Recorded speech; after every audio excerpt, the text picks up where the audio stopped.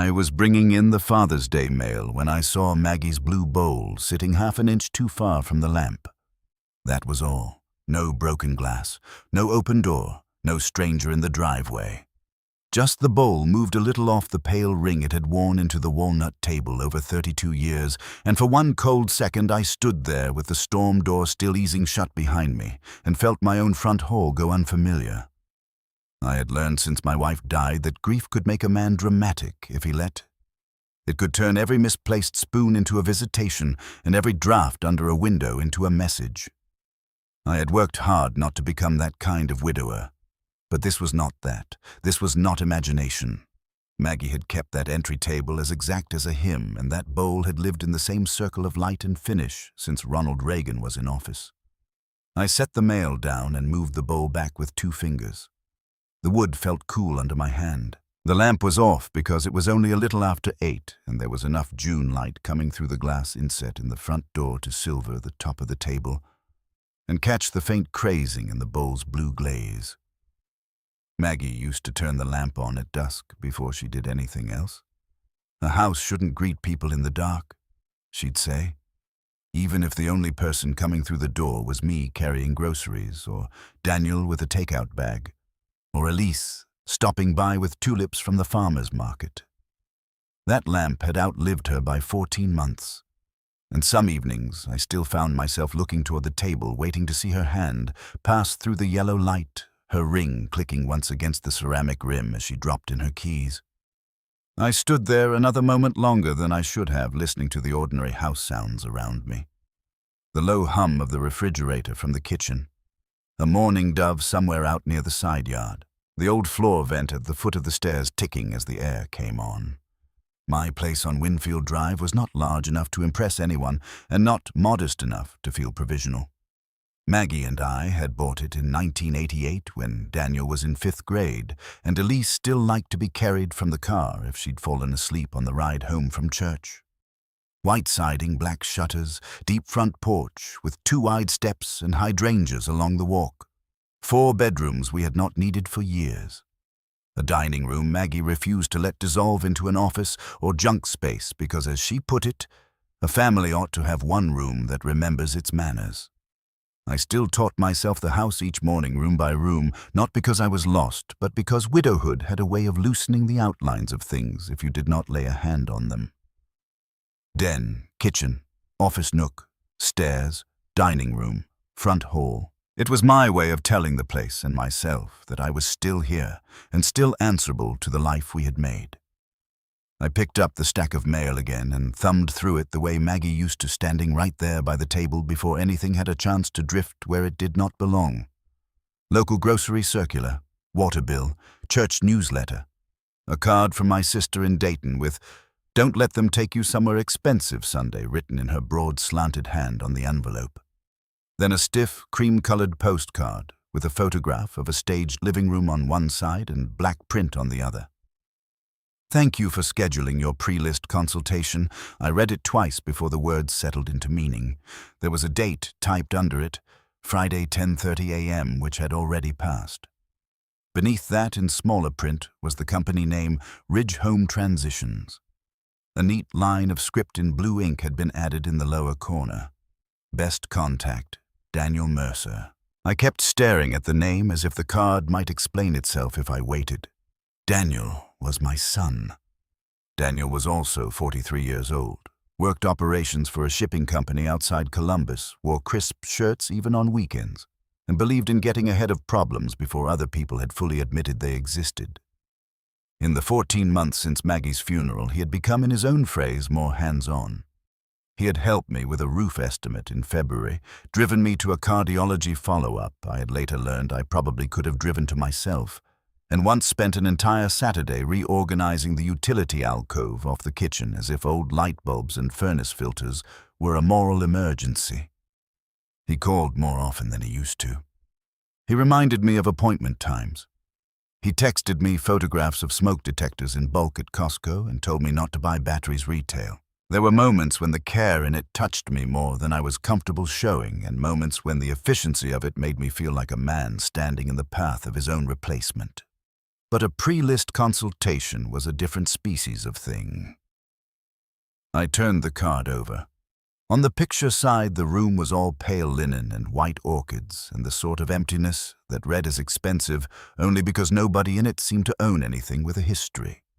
The mail stack had grown damp in my hand from the heat off my fingers. I told myself at once that it was nothing. Some broad mailing list, some service Daniel had asked about in the abstract after one of his periodic speeches about simplifying my life. He had been after me since March to at least think through options. He liked that phrase. It sounded responsible and harmless. Options. He had said it over Easter ham while Elise spooned peas into a serving bowl and the grandchildren argued softly over whose turn it was to feed scraps to the dog. Dad, at some point you may want less house. Not because you can't handle it, just because it's a lot. Good equity. Good school district. Good timing if you ever decided to move closer to us. Maggie would have wanted things organized, not rushed.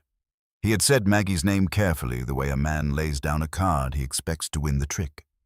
I had let it pass that day because it was Easter, and because grief had taught me that family peace sometimes requires you to leave a dangerous sentence untouched until you can afford to hear it properly. I had said, "I'm not listing a house because the azaleas are in bloom, son." And Daniel had smiled in that contained way of his and said, "No one said today. No one had said Friday morning either." I put the card back in the stack, then stopped and pulled it out again. On the back in the lower margin there was a faint fingerprint in something powdery drywall dust maybe, or old chalk. My eyes went once more to the blue bowl. Had I moved it myself yesterday when I brought in groceries? Had I set down the mail without looking? A man alone can do a lot of small, ungentle things to his own house and later call them mysteries if he is not careful. I looked toward the kitchen, still holding the stack. The house smelled like coffee grounds and lemon polish. I had done the dining room sideboard the night before because Father's Day weekend always made me restless in ways I pretended not to understand. And polishing wood was one of the few chores that still felt like conversation. Maggie had used a thin yellow cloth and little circles of her wrist, and when she was pleased with the result, she would lean back and say, "Now it looks like people here still care how they live." It was that smell, lemon over old wood, that took me without asking permission into one of the last bad afternoons of her illness. She had been down to one room by then mostly. The den chair by the front window, the downstairs half-bath, and the short route to the kitchen table when she insisted on sitting there for supper like a citizen. The dining room had become too formal and too far from the bathroom, though she still made me open the pocket doors sometimes so she could look in from the hall and tell me if the runner was crooked. On that afternoon, the home health nurse had just left, and Maggie had watched me gather pill bottles and water glasses and tissues from the side table with the sort of sharp patience she had when she knew I was trying too hard not to appear scared. Then she said, "Tom, don't let grief turn this place sloppy." I had laughed a little because it sounded like her and because laughing was easier than hearing what sat underneath it. "I'm not planning to host a barn dance in the den, Meg." She had not laughed back. She had looked past me toward the front hall where the lamp was already on, because rain had rolled in early. "I mean, don't let people make decisions in a tired room," she said. "Promise me that much." I had promised her at once because she was sick and because it sounded like one more domestic superstition of hers. One more sentence about tablecloths and casseroles and not discussing taxes in the car. Only later, after the funeral and the casseroles and the lawyer's office and the first month of sleeping on one side of the bed without turning over for fear of finding too much space, had I begun to hear the line differently. Don't let people make decisions in a tired room. At the time, I thought she meant the dining room chairs should stay dusted. I set the mail down on the table and went to make coffee, though I already had a cup cooling on the kitchen counter. It was what I did when something felt wrong, and I could not yet name it. The kitchen was bright and ordinary June sun falling hard through the over-the-sink window and lighting the scratches in the butcher block island, where Daniel once carved pumpkin shapes with a steak knife when he was 8 and lying about why he needed the blade. Maggie had always said those scratches made the room honest. The refrigerator door still held two of the grandchildren's school photos, a magnet from Traverse City and a recipe card in Maggie's hand for peach cobbler that I had no business keeping in plain sight if I was not going to make it. I poured half a cup from the carafe just to have something hot in my hand and stood there looking out toward the side yard. The hydrangeas were beginning to show blue along the shaded edge of the fence. The grass needed cutting by Sunday. Daniel and Elise were both coming for Father's Day lunch in Dublin. Daniel's idea somewhere nicer than our usual places because, as he'd said over the phone last week, you ought to let somebody make a fuss over you one day a year. I had said, "You're not about to put sparklers in a pork chop, are you?" He laughed and told me he had reservations at Marcelli's, the kind of restaurant where the napkins seem folded by people with degrees. He asked if noon worked. He asked if I needed him to pick me up, which I did not. He asked whether I had decided about the upstairs carpet estimate yet, which I had not. The whole call had left me with that familiar mixed sensation gratitude with a splinter in it. Maybe the card came from one of those carpet conversations. Maybe pre-list was just what these people called any consultation involving older homeowners. The language around houses had changed in the last 10 years, the way language around dying had changed in the 10 before that. Nobody wanted to say clear things anymore if there was a more soothing phrase available. I took the card from the stack again and carried it to the office nook off the kitchen more from habit than intention. The room was hardly a room, just a recessed space with a built-in desk, upper cabinets, and a little window facing the neighbor's lilac hedge. Maggie had run the family from that desk with the concentration of an air traffic controller. Bills filed by month, school forms clipped with colored tabs, a shoebox of receipts, Christmas card list, vendor cards in an oak index box that she updated every January as if a plumber's changed phone number were part of the moral order of the world. After she died, Daniel had spent 2 evenings in there with me, helping me get it streamlined. He had made piles, opened folders, set up a digital calendar I still distrusted, and put a legal pad on the desk titled House/Health/Financial in his blocky, efficient handwriting. At the time, it had felt like mercy. I was so tired then that if he had asked to alphabetize the canned goods, I might have kissed him on the forehead. I slid open the middle drawer and looked through the small stack of recent service papers. Furnace inspection from April, window washing estimate, lawn treatment flyer. Beneath them, clipped together a page with the Ridge Home Transitions logo at the top and a blank checklist below it. Bedrooms, closets, dining room display, entry clutter, timing. It was mostly unfilled, but someone had written in the margin, "Hold until after Father's Day." I stood still enough to hear my own breathing. That could have been from anything. A conversation, a possibility. Daniel liked to explore possibilities the way other men liked fantasy football. He once researched all new window replacements for 3 straight nights because our upstairs guest room stuck in humid weather, and then seemed mildly offended when I oiled the track and solved the problem in 7 minutes. I put the page back and closed the drawer. My reflection looked old in the dark computer screen above the desk as shirt untucked, glasses low on my nose mouth, tightened in a way my father used to get before saying something he thought might sound foolish if spoken aloud. I did not call Daniel then. I wish I could tell you I did, because that would make me sound more decisive than I was. The truth is that men of my age and type can spend a long time trying to behave our way out of seeing what is in front of us. We mistake composure for wisdom. We call delay fairness. I went back to the kitchen, finished the coffee I had not wanted, and made myself a list for the day on the pad by the fridge groceries, trim hedges. Clean porch table, take suited, jacket to dry cleaner. Under that, after a pause, I wrote, "Ask Daniel about card," as if the question were the whole problem. By 10:30, I had convinced myself I was bordering on embarrassment. The dry cleaner took the jacket and promised it by Saturday afternoon.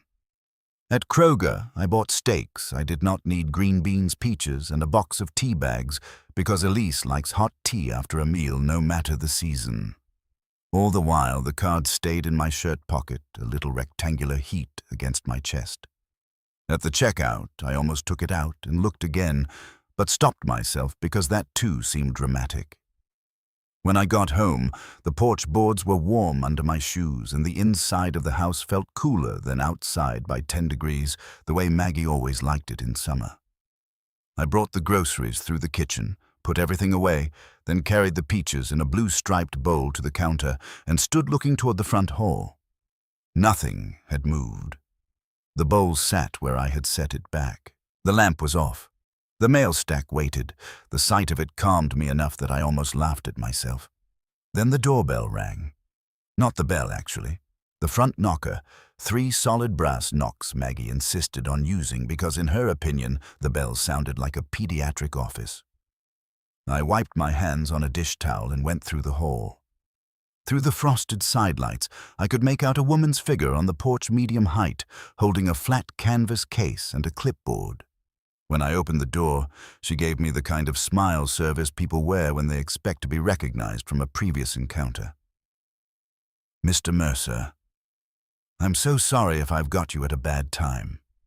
Paula Ridge." I knew the name a second before I knew the face.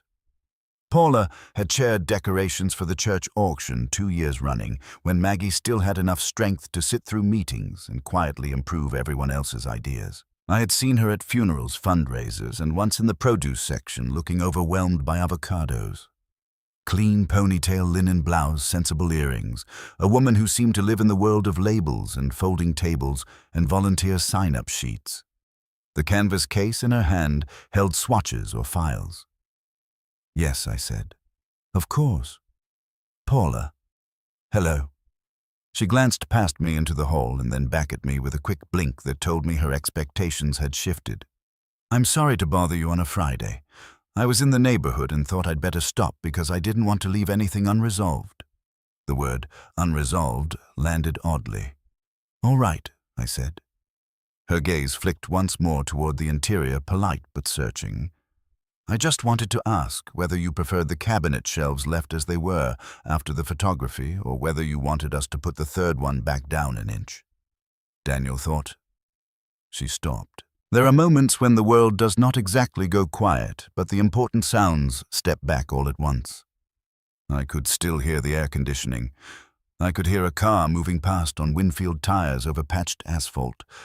Somewhere in the kitchen, the ice maker dropped a fresh trayful into the bin with a clatter. But Paula's sentence sat in front of me, large and solitary enough that all those noises seemed to come from another property. "I'm sorry," I said. The cabinet. Paula's face changed in a small but distinct way, like a hand smoothing a sheet and finding a tear. "The china cabinet in the dining room," she said carefully. "I just meant when we did room notes, the shelves had to come out for a few shots, and I didn't want to leave them not the way you wanted." I repeated.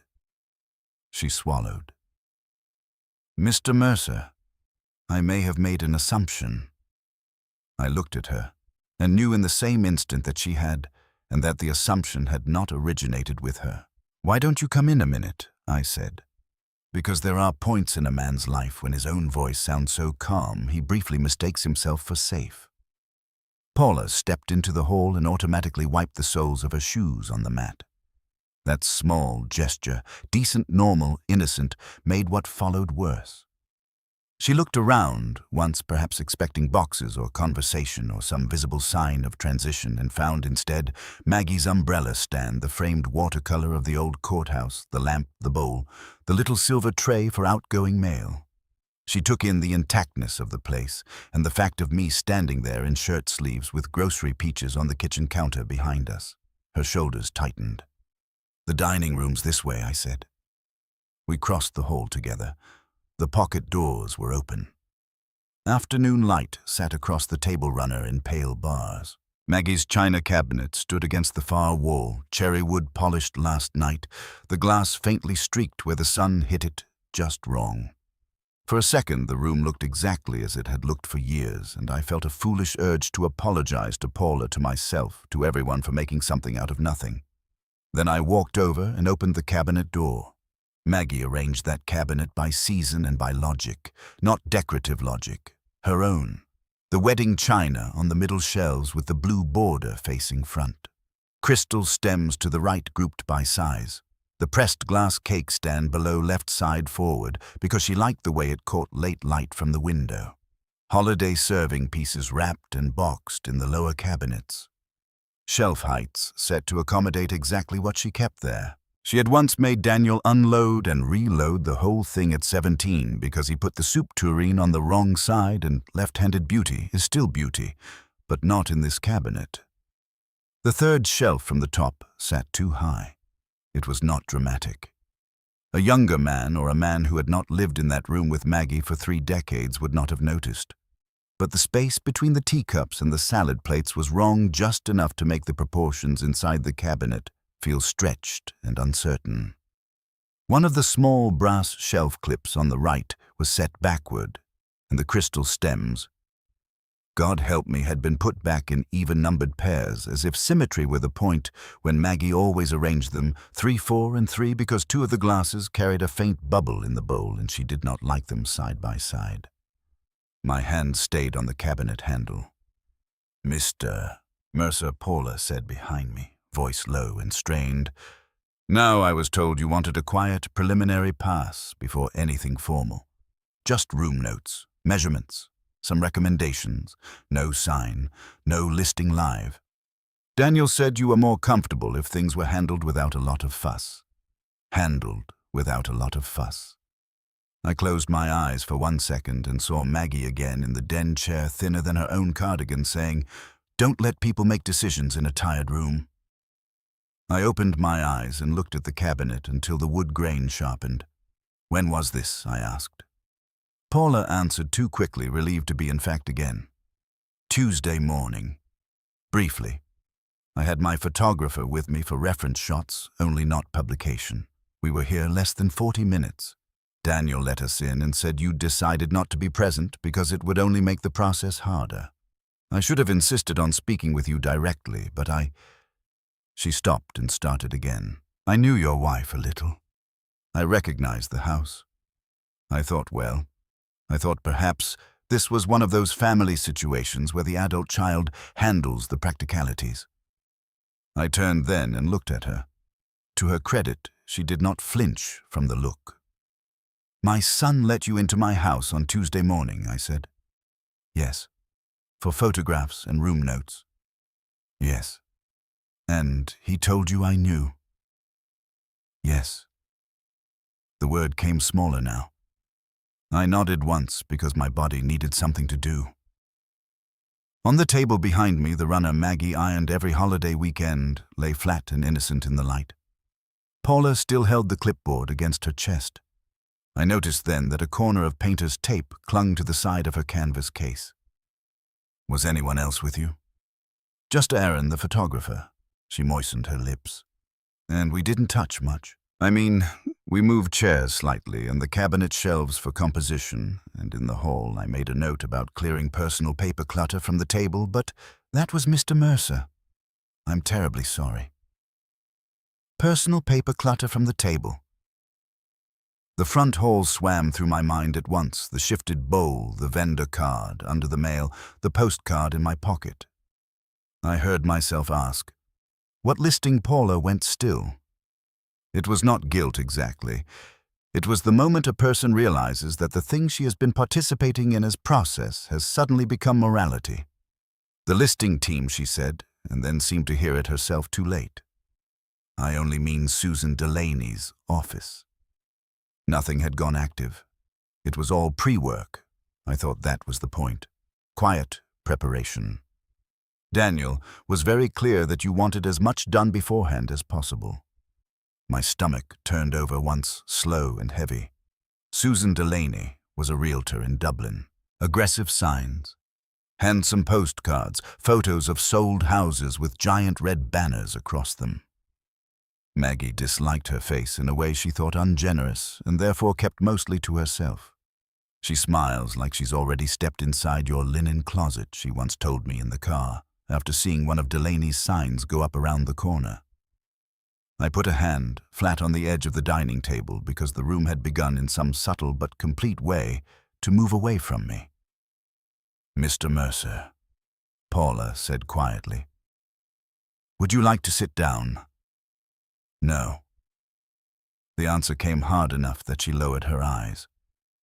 What frightened me most in that minute was not yet the idea of the house being sold.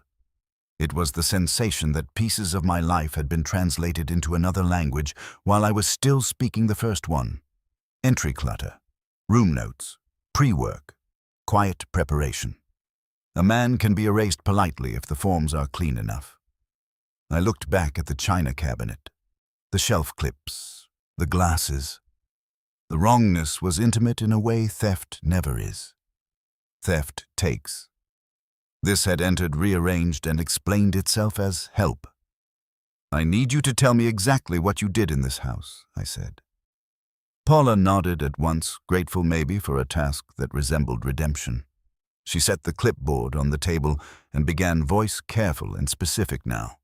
Front hall photographs, notes about sight lines from the entry toward the stairs, dining room cabinet shots because built-in display photographs well, measurements in the primary bedroom, general impressions of traffic flow, a recommendation to remove excess paper and visible medication from common surfaces before formal photographs. She kept talking, but one phrase had already lodged so deep that the rest moved around it like water around a stone. Visible medication, not because I had much of it. A cholesterol prescription in the kitchen cabinet, blood pressure pills, the sort of things half the neighborhood over 60 could display on a platter without embarrassment. But because the phrase told me what kind of sale this was shaping toward. Not merely a house sale, a transition, a son guiding an aging father gently toward the next phase. Cleaner surfaces, fewer reminders of bodily maintenance, less paper, less person. Paula reached into her case and pulled out a stapled packet. These are just rough notes. I shouldn't be giving them to you without well. She set them on the table. You should have them. The top page showed the Ridge Home Transitions logo and below it handwritten room headings. Entry, dining, primary bed, upstairs hall. In the margin near entry, someone had written, nice light/bowl plus lamp, attractive/remove paper stack /streamline threshold. Bowl plus lamp attractive. I stared at those words until the letters thinned. That's enough, I said. Paula's fingers tightened on the edge of the table. I can call Susan myself. I can tell her there's been a misunderstanding. Not yet. My voice sounded unlike me now, flatter, more deliberate. I don't know what there's been. She nodded. We stood in the dining room with the June light shifting and the house around us suddenly full of meanings I had not granted it permission to hold. I thought of Daniel's lunch reservation, of his careful tone on the phone, of the way he had started asking after measurements and carpets and upstairs upkeep, as if those were neutral conversations any son might have with any father. I thought of the legal pad in the office, the postcard, the shifted bowl, and beneath all of it, the old simple urge to keep my family from becoming the kind of family people talk about softly in parking lots after church. That urge had governed more of my adult life than I liked to admit. I'm sorry, Paula said again, and this time I believed she meant something larger than her own part in it.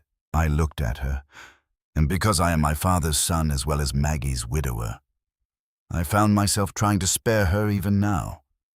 You acted on what you were told. Yes, she said, and I should have known better. Maybe she should have, but there is an entire economy of modern life built on not asking the second question if the first answer sounds efficient. Adult, child-handling things. Older homeowner prefers less stress. Quiet preliminary pass. People hear these phrases and think they are hearing care. I took the stapled notes from the table. Did you leave anything else here? Tape cards, measurements? She hesitated, then nodded toward the front hall. There may be a vendor card by the entry for follow-up, and Aaron sometimes uses small adhesive dots under furniture legs if he thinks pieces might need shifting for room flow. He's not supposed to leave them behind. I almost laughed then, not from humor, but from the violent neatness of it. Dots under furniture legs, quietly marked objects in my own house. I appreciate your coming back, I said. which was true and absurd and entirely insufficient. Paula took the clipboard, but left the notes on the table where my hand still rested near them. "I'll be available if you need me," she said. "And Mr. Mercer." Daniel did not act as if this was in dispute. He acted as if he was sparing you. There it was, the whole rotten center of it, spoken plain by a woman who had arrived expecting shelf preferences. When she left, I walked her to the front door. The hall looked exactly as it always had, which felt by then like a kind of mockery. The watercolor, the lamp, the umbrella stand, the mail stack, the bowl. Paula paused on the porch and turned back. "For what it's worth," she said, glancing past me toward the dining room, "your wife's cabinet was the first thing I thought was odd. Not because it was beautiful, because it looked like a woman had arranged it for living, not for showing. People who stage houses can imitate beauty pretty easily. They almost never imitate use." Then she went down the steps and across the walk, and I stood in the doorway, watching her reach her car, as if some final explanation might still emerge before she got in and took this version of my life with her. It did not. I closed the door and turned the brass lock, though I could not have said against whom. Then I went back into the dining room and stood in front of Maggie's china cabinet with Paula's notes in one hand and the postcard in the other. The shelf was wrong. That truth sat there, small and complete, more terrible for being so domestic. Wrong by an inch, wrong by a clip turned backward, wrong by the arrangement of glasses. Wrong in a way only someone who had loved the room as it had truly been could know. On the page in my left hand, under dining the notes, read, "Strong cabinet piece. Reduce visual density. Remove some personal serving items before active photography. Ask listing team if they want reshelf. Ask listing team if they want reshelf." I read that line 3 times. Then I looked up through the cabinet glass at the reflected shape of myself standing there, old teacher, widower, homeowner, father, and understood, not fully yet, but enough to feel the floor alter under me, that strangers had not just been inside my house. They had been planning it, and according to Paula Ridge, they had not been planning it for someday. They had been planning it with the listing team. I stood there a long time after Paula left with the notes in one hand and the postcard in the other, long enough for the patch of sun on the dining room runner to shift and for the air conditioner to cycle off and leave the house in that dense summer hush that makes every room feel as though it is listening. I read the words again because men do that when they want language to weaken under repetition. Strong cabinet piece. Reduce visual density. Remove some personal serving items before active photography. Ask listing team if they want reshelf. The strangest thing about violation, at least the kind that comes wearing practical shoes and community manners, is that the room still looks like itself after the violator leaves. Nothing in my dining room appeared ransacked. The table was centered on the rug. Maggie's runner lay smooth. The silver candlesticks from our 25th anniversary were still placed 2 hand widths apart. Outside, the hydrangeas by the walk moved a little in the noon breeze. If a stranger had come in that moment, he would have thought I was a widower standing in a well-kept house with his ordinary thoughts. He would not have seen what I saw. The backward shelf clipped the lifted proportions, the dead wrong pairing of the stemware, and beneath all of it, the new knowledge that somebody had stood in this room and translated it into market language while telling himself he was helping me. I put the notes on the table and reached into the cabinet again. The clip came away cool and stubborn between my fingers. I turned it the right direction and lowered the shelf by 1 notch. The crystal trembled faintly when I touched it. I moved the glasses back into the 3-4-3 grouping Maggie liked, then stopped with one hand on the bowl of a wine glass, because the action felt too intimate to perform while my own understanding of the room was still wrong. It was like buttoning a shirt on a body that had not yet finished bleeding. I left the door open and walked back to the front hall. The blue bowl sat where I had nudged it into place that morning, inside the pale ring of worn finish. Next to it lay the mail stack, and just beyond that, near the lamp base, one of Paula's small printed business cards with a soft gray border and the words "Ridge Home Transitions" in neat serif type. It was tucked under the lower corner of the grocery circular, as if it had been inserted there and then lightly pinned by the paper's weight. I did not remember it being there before.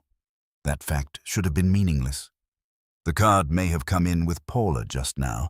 I may have overlooked it because my eyes were on the postcard, but once I saw it, I also knew what Maggie would have seen at once. Nothing business-related had ever lived on that entry table unless it was incoming mail still in its envelope or outgoing mail waiting in the silver tray. Vendor cards went to the office box. Appointment slips went to the calendar drawer. In the kitchen. The front table was threshold, not storage. Keys, change, mail, lamp, that was the order. The order mattered because order is how a house tells the truth about itself. I slid the card free and turned it over. Paula's cell number. Her email. In the lower corner in blue ink that was not hers but looked like Daniel's compact block print, hall/dining/PBR. Primary bedroom. Of course. I looked up the stairs without meaning to. Afternoon light lay across the second-floor landing in a long stripe. All at once I had the ugly sensation that the house was no longer arranged by memory but by roots. Hall, dining, primary bedroom, a path through the home as if through a set of saleable zones. I put the card in my shirt pocket with the postcard and went back to the office off the kitchen. The room smelled faintly of paper dust and the ghost of Maggie's hand lotion, though that last part may have been imagination or hunger or the sort of thing grief keeps in reserve to make a fool of you when you are already off balance. I sat in the desk chair she bought at an estate sale in 1999 because, as she put it, the dead paid too much for quality and I'm prepared to benefit. The cushion sighed under my weight. The oak index box sat where it always had against the wall cards, tabbed by category in Maggie's slanted handwriting, utilities. Church, medical, house, school, though there had been no children in school for decades. Beneath the tabs, newer cards with Daniel's handwriting had been added over the last year in black block letters. Roof, cardiology, auto glass, Medicare supplement, furnace, filters. At the time, it had seemed filial. I opened the desk drawer again and pulled out the ridged checklist Paula had mentioned. Under it lay a legal pad with Daniel's writing all over it. Not notes exactly, more like a system map. Upstairs bath caulk, exterior trim, carpet estimate. Dad Pill's dining cabinet photos, clear hall paper. I read that line twice. Clear hall paper.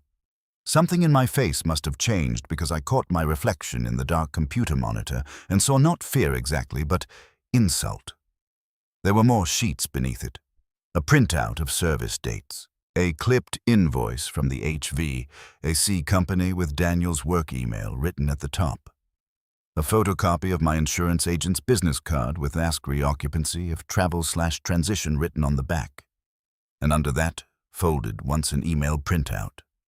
Susan Delaney. Team pre-launch prep items. Do not install sign until homeowner ready. Quiet coordination. Okay? Buyer pool strong in this district.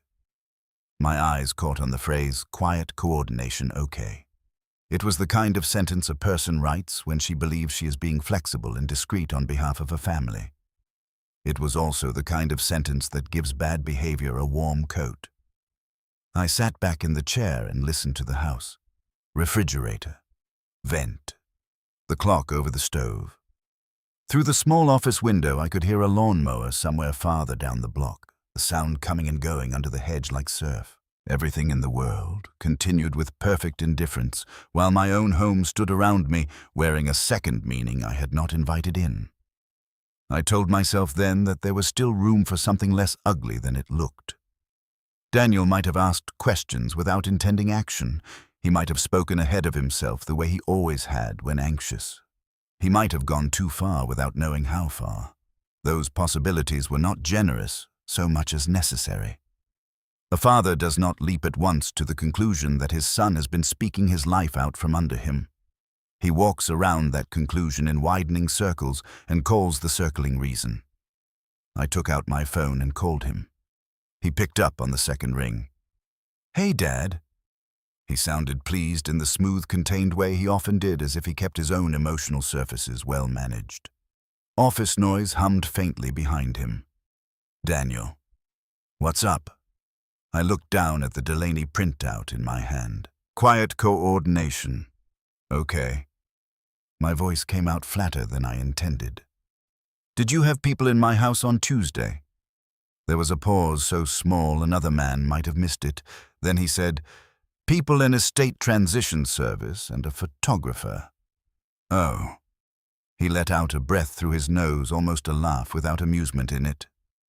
"Dad, I was going to talk to you about that Sunday. Why not Tuesday?" "Because I didn't want to make a big thing out of a preliminary step until I had something concrete to show you." "Concrete? Show you?" The words went into me like little nails.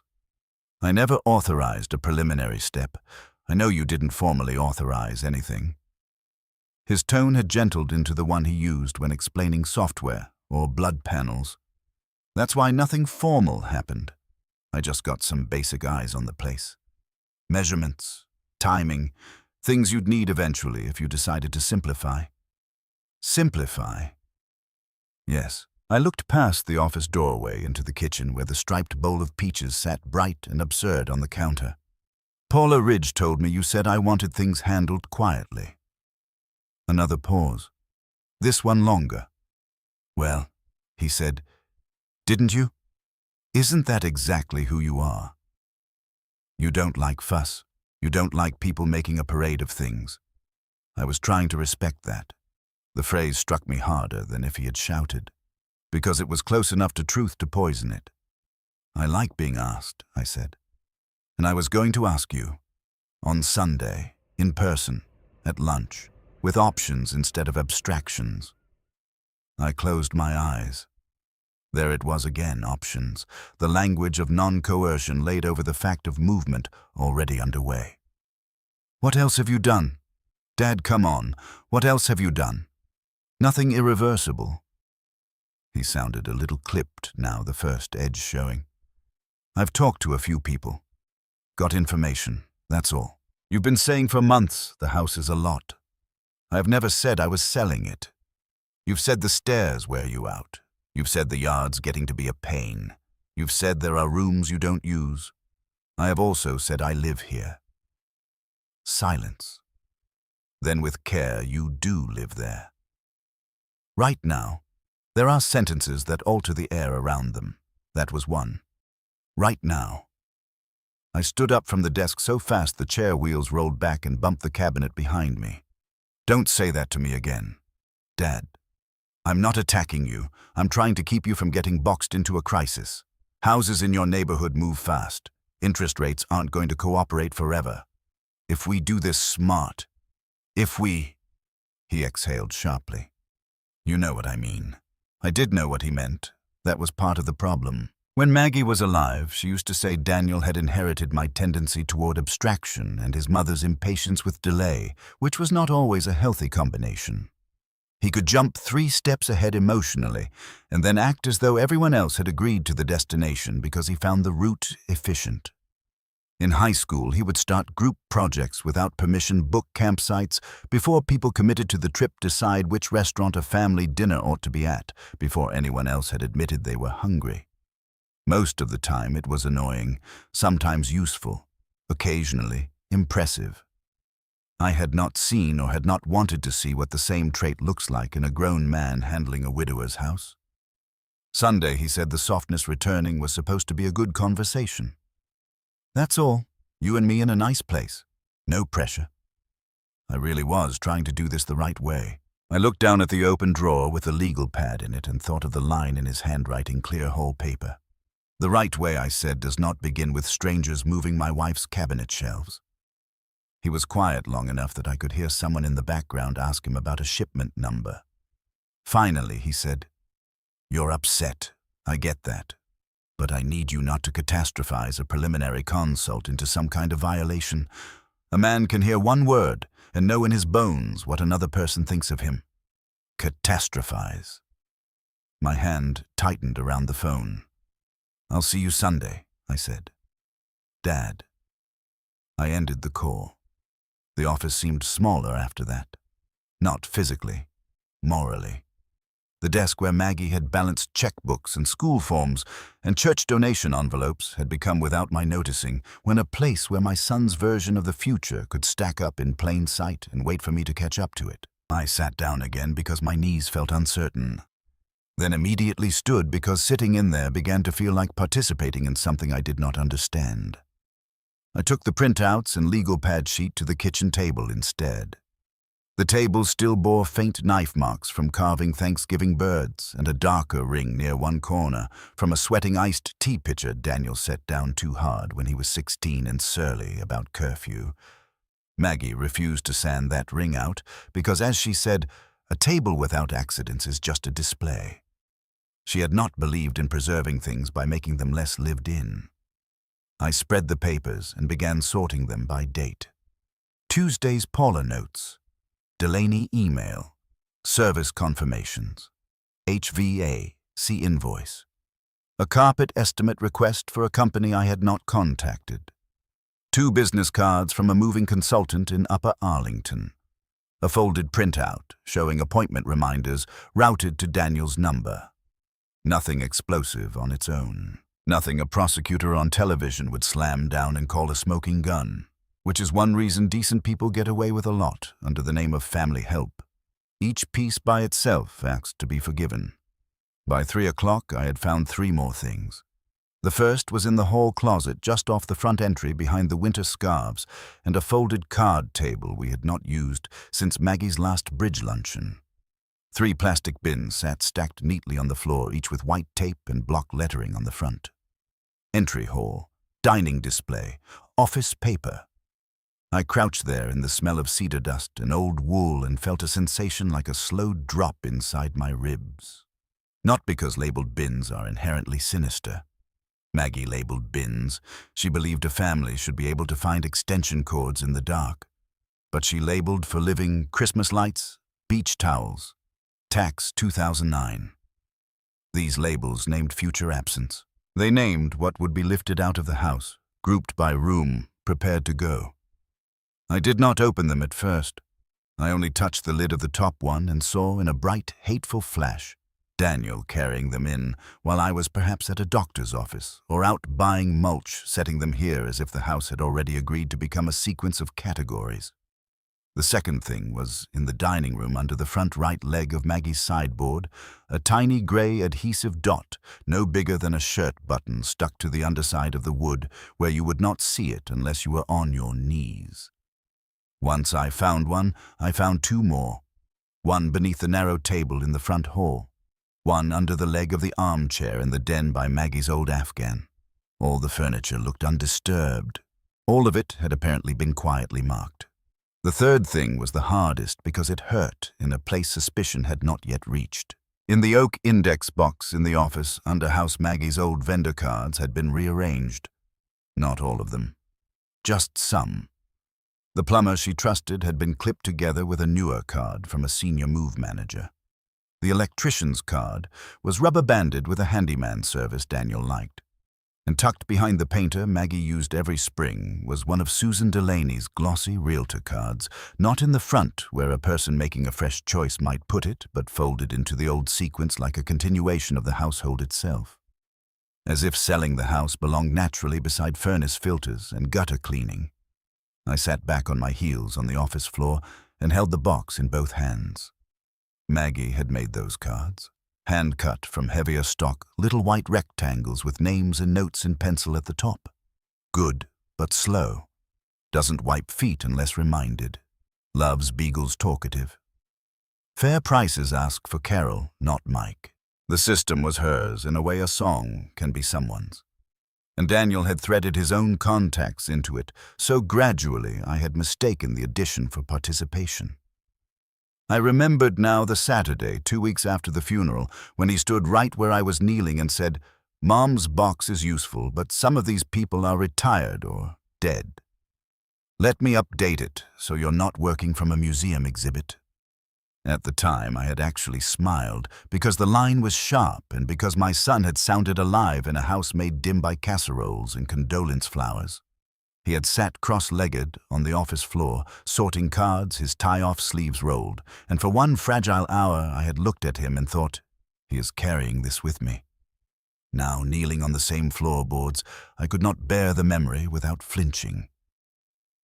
At 4 o'clock I called Martin Kessler. Martin lived 2 houses down and across the street in a brick ranch with a flagstone walk and a garage he kept so orderly it gave me hives. He had retired from the county recorder's office 6 years earlier, with the calm bitterness of a man who had spent too much time watching families become legal problems.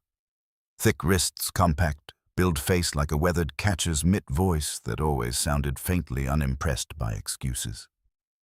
He and Maggie had liked each other because each recognized in the other a person who believed details were moral. When Maggie was sick, Martin mowed my front strip twice without being asked. After the funeral, he appeared one evening with a foil pan of lasagna his sister made and said, "Eat this before well-wishers kill you with pie." He was not a talker by instinct, which made his kindness easier to bear. He answered on the 4th ring. "Kessler." "Martin, it's Tom. Everything all right?" The question nearly undid me because it was both the right one and impossible to answer quickly. "I'm not sure," I said. He was quiet a beat. "You want to come over? Or you want me there? Here, I'll bring my notebook." 10 minutes later, he was standing in my kitchen glasses, low on his nose, looking over the papers spread on the table while the late light came in yellow through the window above the sink.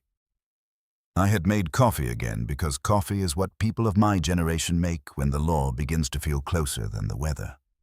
Martin did not touch his cup. He read the Delaney email first, then the Paula notes, then the legal pad sheet in Daniel's writing. He did not comment until he had finished the stack. Then he laid his thick finger on the line that read, "Quiet coordination." K. That, he said, is the kind of phrase that grows teeth later. I sat across from him, my hands flat on the table. "Is any of this enough to matter legally?" "Depends what you mean by matter." He looked up at me. "If you're asking whether your house has been sold out from under you, not from what I'm seeing here, if you're asking whether your son has been representing himself as decision-maker in a way that could cause real trouble fast, yes." I swallowed. The kitchen smelled now of cooling coffee and the green beans I had forgotten to refrigerate properly. He asked a series of questions, each as clean and unsoftened as a filed edge. Had I signed anything? No. Given him power of attorney? No. Authorized a broker agreement? Number told anyone verbally I intended to sell number, let Daniel use a key? Yes, but he had had a key for years, the same as Elise and Maggie's sister once did. Martin grunted at that, but did not make much of it. Then he said, "Need to know what exists at the recorder's office, but more important right now is who believes he's got authority. Those are 2 different problems." I looked at him. Authority should come from the first. You'd think. That was Martin. 3 words and a whole education. He stood and said, "Show me the bins." We went first to the hall closet. He crouched and read the labels without speaking, then lifted the lid on entry hall. Inside were neatly stacked bundles of old magazines, 2 framed school photos of Daniel and Elise from the 90s, an umbrella I thought I had lost last winter, and a small cardboard carton holding extra bulbs for the hall lamp. Nothing packed exactly. More like an initial sweep of what someone had decided could be removed from visible life without immediate complaint. Martin stood and let out a breath. "These aren't moving boxes," he said. "No, these are pre-sorting boxes." The distinction sat between us ugly and precise. In dining display, we found 2 lace runners Maggie alternated at Christmas, a set of brass place card holders from some old church luncheon, and the blue willow platter her mother gave us when we married. I touched the platter before Martin could, and then pulled my hand back because the simple presence of it in that bin made my throat close. Maggie used to set that platter out for sliced ham on Easter, and call it my mother's one successful act of optimism, because the woman who gave it to us did not think either of us knew enough about entertaining to own good servingware. The idea of Daniel lifting it from the sideboard and laying it in a plastic bin labeled for extraction turned my stomach. Martin saw my face and put the lid back on without comment. In office paper, there were old bank statements, expired appliance manuals, a stack of donation receipts, and a yellow folder with my homeowner's policy copy. Not theft, not chaos. Triage. When we moved to the dining room and I showed him the adhesive dots under the sideboard and hall table, he got down on one knee without complaint despite his age and swore. Softly under his breath. "Staging markers," he said. "That's what Paula implied." He looked up at me from the floor. "She also say listing team?" "Yes." His mouth tightened. "Tom, I want you to hear me plain. Your title is your title until it isn't. But there's a whole lot of damage people can do before the law catches up, especially if they get enough ordinary parties behaving as if a sale is already in motion.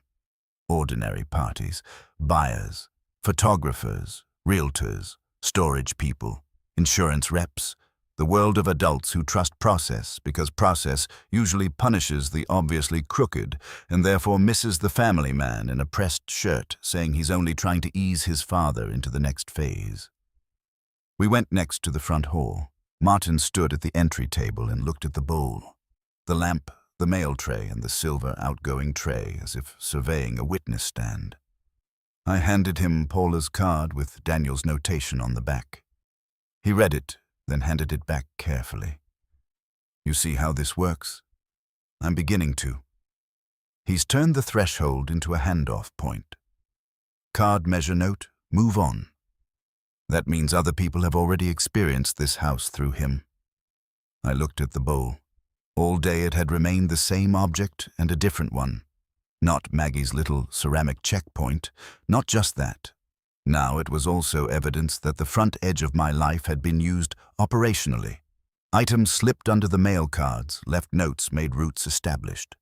The blue glaze caught the lowering light from the sidelights. I could have lifted it and smashed it against the tile just to stop the feeling that it had been enlisted in something. Instead, I picked it up gently and turned it in my hands. On the underside, in black marker faded by age, Maggie had written 1989 Columbus Art Fair. She wrote the dates under most objects she loved. Not because she forgot, but because she liked beginnings to stay attached. A memory came then quick and painful and newly changed. Summer of 1989.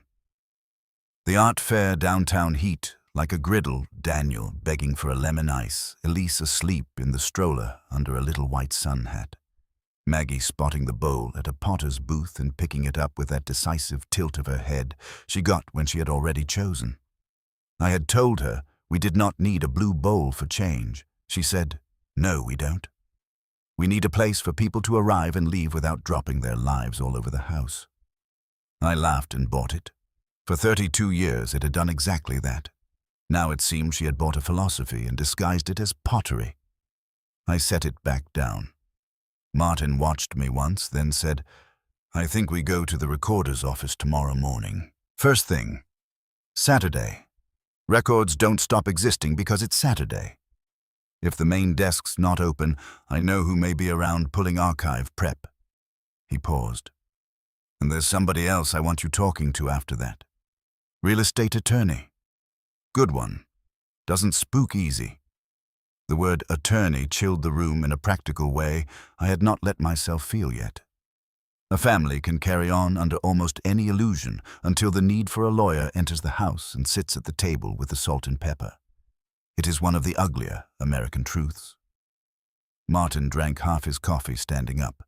When he set the mug down, he lowered his voice and said, "Don't tell Daniel what we're doing." I looked at him. "Why?" "Because right now what you've got is pattern and inference. Good pattern, strong inference. But if he's been moving people by assumption, I don't want him ahead of your correction curve." Correction curve. Martin spoke like a man who had spent his life watching trouble go from social to legal by increments. "He's my son," I said, though the sentence sounded weak even to me. "Yes," Martin said. "That's why he got this far." We stood there for a moment in the front hall, two aging men in a decent house at the edge of supper time, looking at a blue bowl as though it had become a map.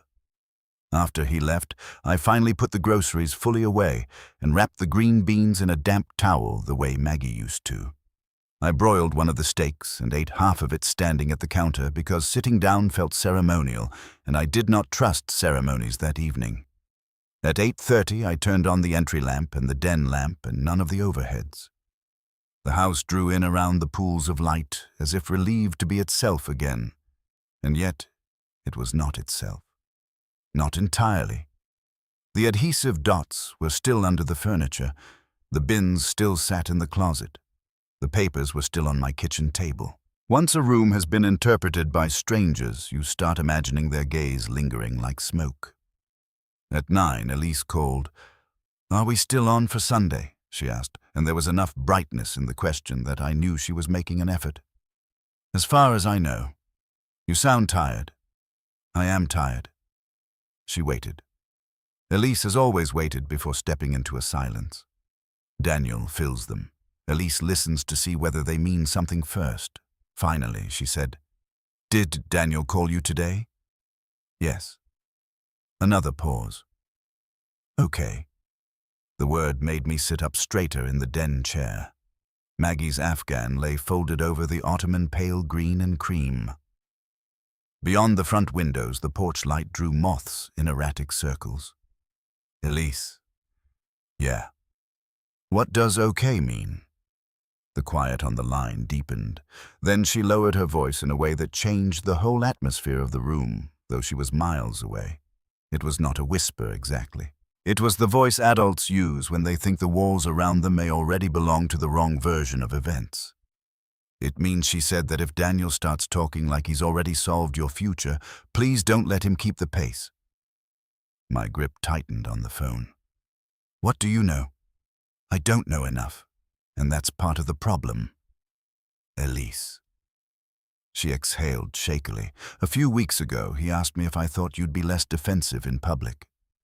That was the phrase. "In public." The den went cold around me. "He said he wanted a lunch that felt like a celebration," she continued softly, "so it wouldn't turn into one of your brick wall conversations at the house." "What exactly did he say? I don't remember every word." "That is not true." I did not raise my voice. I did not need to. She was quiet so long I could hear faint sounds on her end, water running maybe, or the dishwasher. Then she said, "He said if he could get enough groundwork done ahead of time, all you'd really be deciding over lunch was timing." The room seemed to tilt once and settle. "Elise." "I'm sorry. Why didn't you tell me this when he said it? Because I thought he was just being Daniel." The hurt in her voice came up fast and naked now. "Because he always talks like he's already halfway through a project no one agreed to. Because I thought it was one more version of him trying to manage everybody. Because when Mom got sick, and then after she died, you looked so relieved every time he took something off your plate that I told myself if I interfered, I'd just be making you both angry for nothing." There it was. Not innocence. Family logic. The sort that keeps bad systems alive without anyone sitting down to build them. I leaned forward in the chair and pressed 2 fingers to my temple. "He had a photographer and a transition service in this house Tuesday." A little sound came out of her half-gasp, half-curse. "He what?" "Yes." "Oh my God."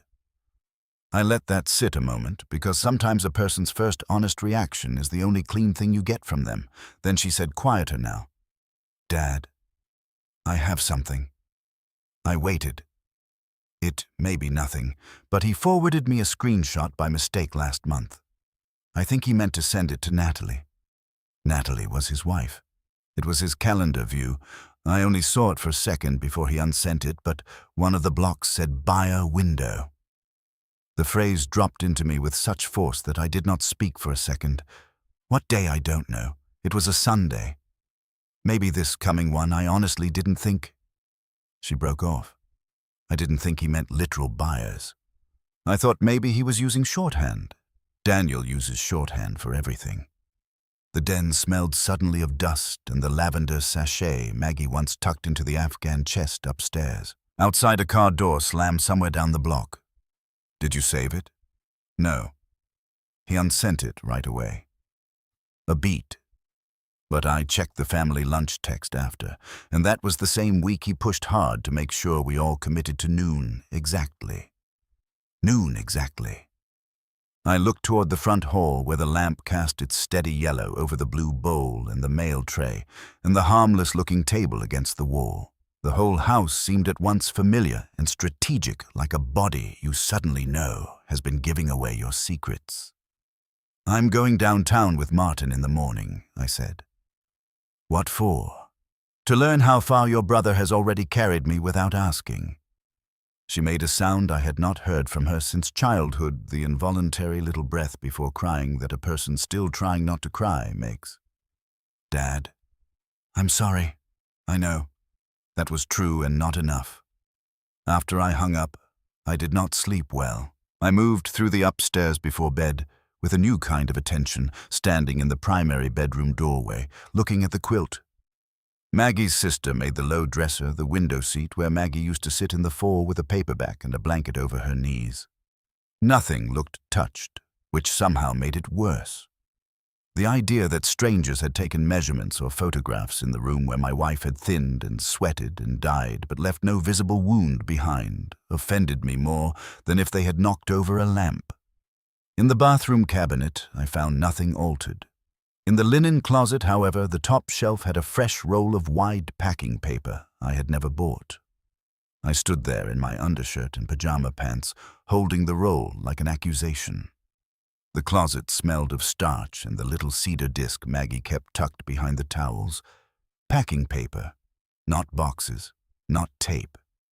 Preparatory softness again. Protection for breakables. Planning without declaration. I put it back and slept maybe 3 hours. By 8 the next morning, Martin and I were driving downtown in his silver Subaru, the air conditioner working harder than it should, and oldies playing low on the radio until he switched them off midway through driver's seat, like the song had become too cheerful for legal trouble. Columbus in June on a Saturday morning wears a kind of hopeful laziness runners near the park coffee cups, on porches, traffic light enough to make every green feel personal. I watched storefronts and church lots and bus stops slide past and thought about how many lives are rearranged under perfectly decent skies. The recorder's office annex was not fully open to the public, but Martin knew a woman named Dana Lillis who was inside helping prepare archived deed books for a scanning project.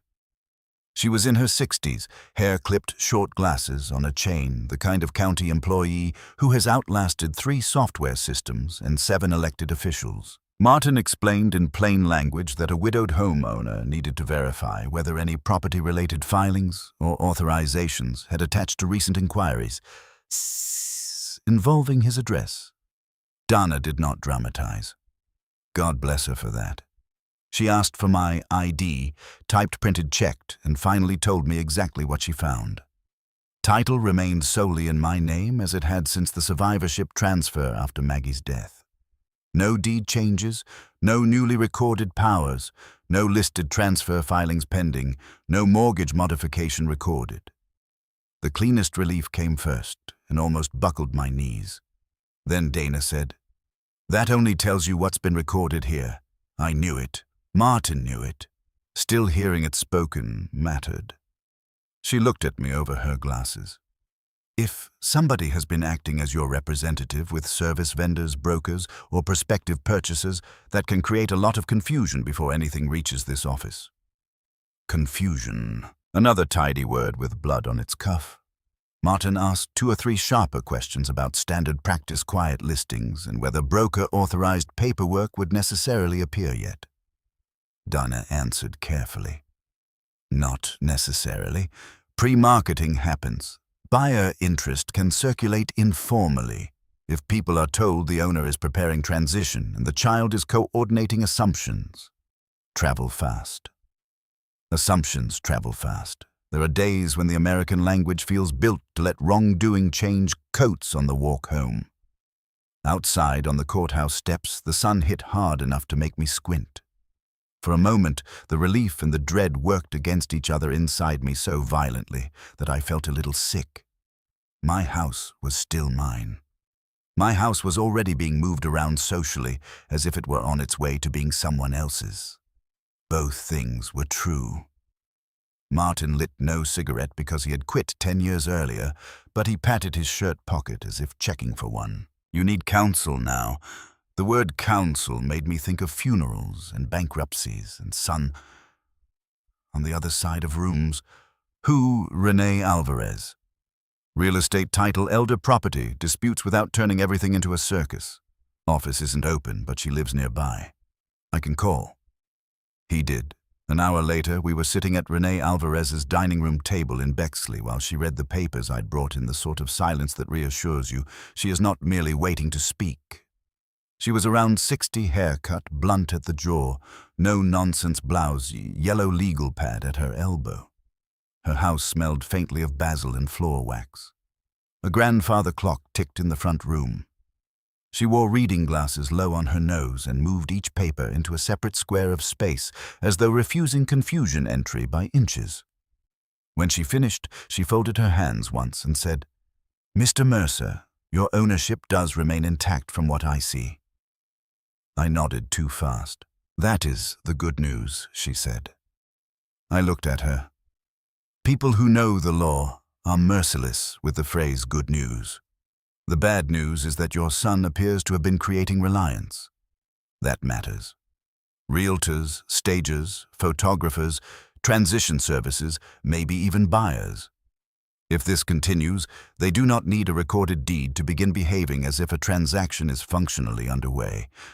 They need a believable family intermediary, a coherent narrative, and enough practical coordination to normalize the next step. I sat very still. She tapped the Delaney email. "Quiet coordination, okay? This tells me the office believed discretion was being requested on behalf of a willing but perhaps emotionally delicate homeowner. That is not uncommon. It is also exactly the kind of setup in which boundaries get blurred and people stop checking with the principal. Principal. Another word that should have felt legal and abstract and instead made me feel suddenly smaller in my own life. "So what does he have?" I asked. "Actually. Not title, not lawful authority from what you've shown me. What he has is operational momentum." She said it without flourish. Operational momentum. A freight train built from courtesies. Martin leaned back in his chair, arms folded. "Can buyers already be circling?" Renee glanced at the Delaney sheet, then at a second page Paula had given me with 3 handwritten dates in the margin. "If the property has been discussed as a likely soon-to-market opportunity in a desirable district, yes. Especially if the office has clients they think would move quickly off-market." Off-market. Quiet coordination.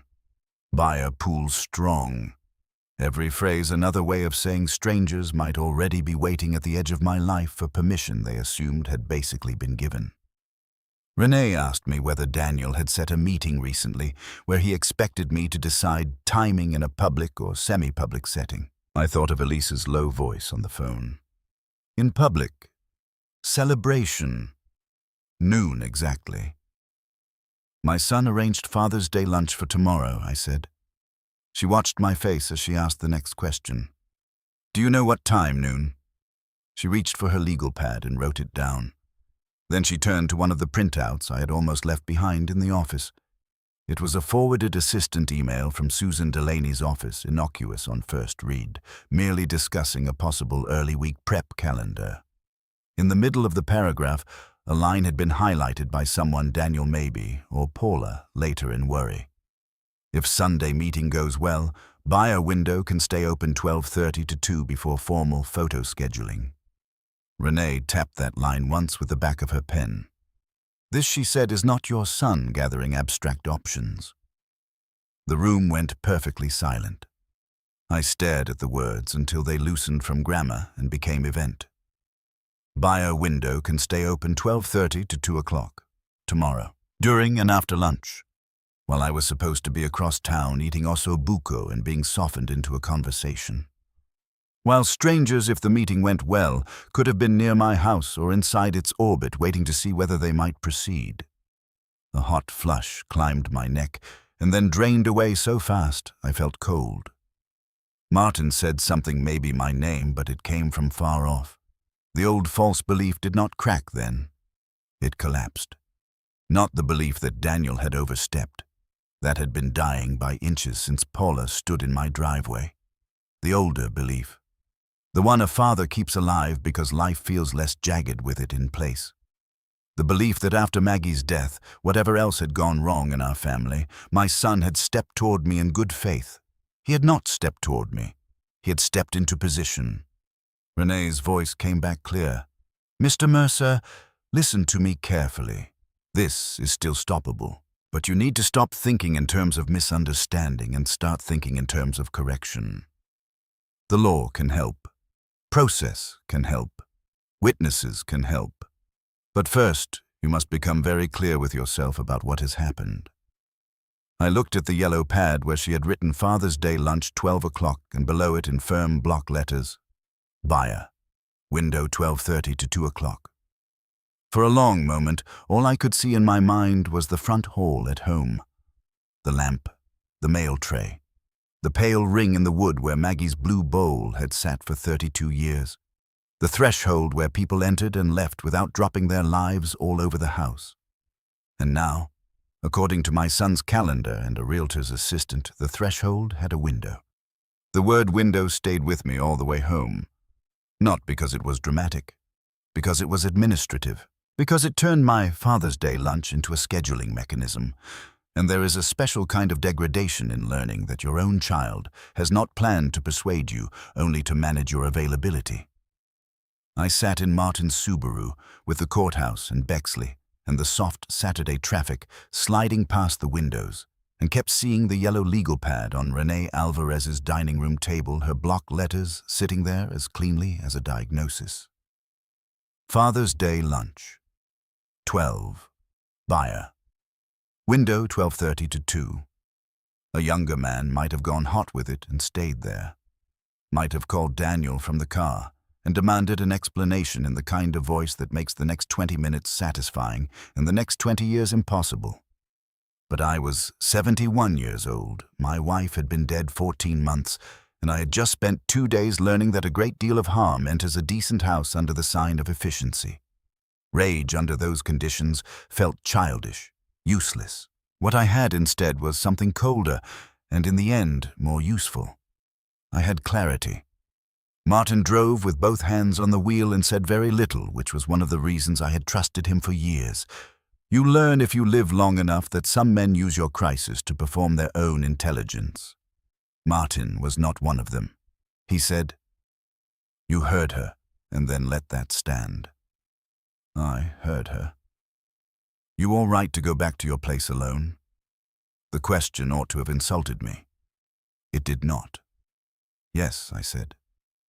Then after a pause, "Not because I'm all right?" He nodded once. "Good." We were halfway up Drexel when my phone vibrated in my pocket. Daniel.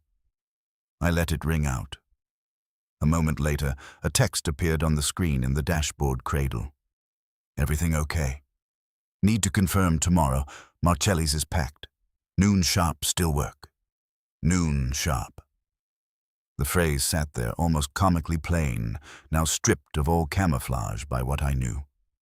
I did not answer. When we turned onto Winfield, my house came into view in the bright democratic light of early afternoon.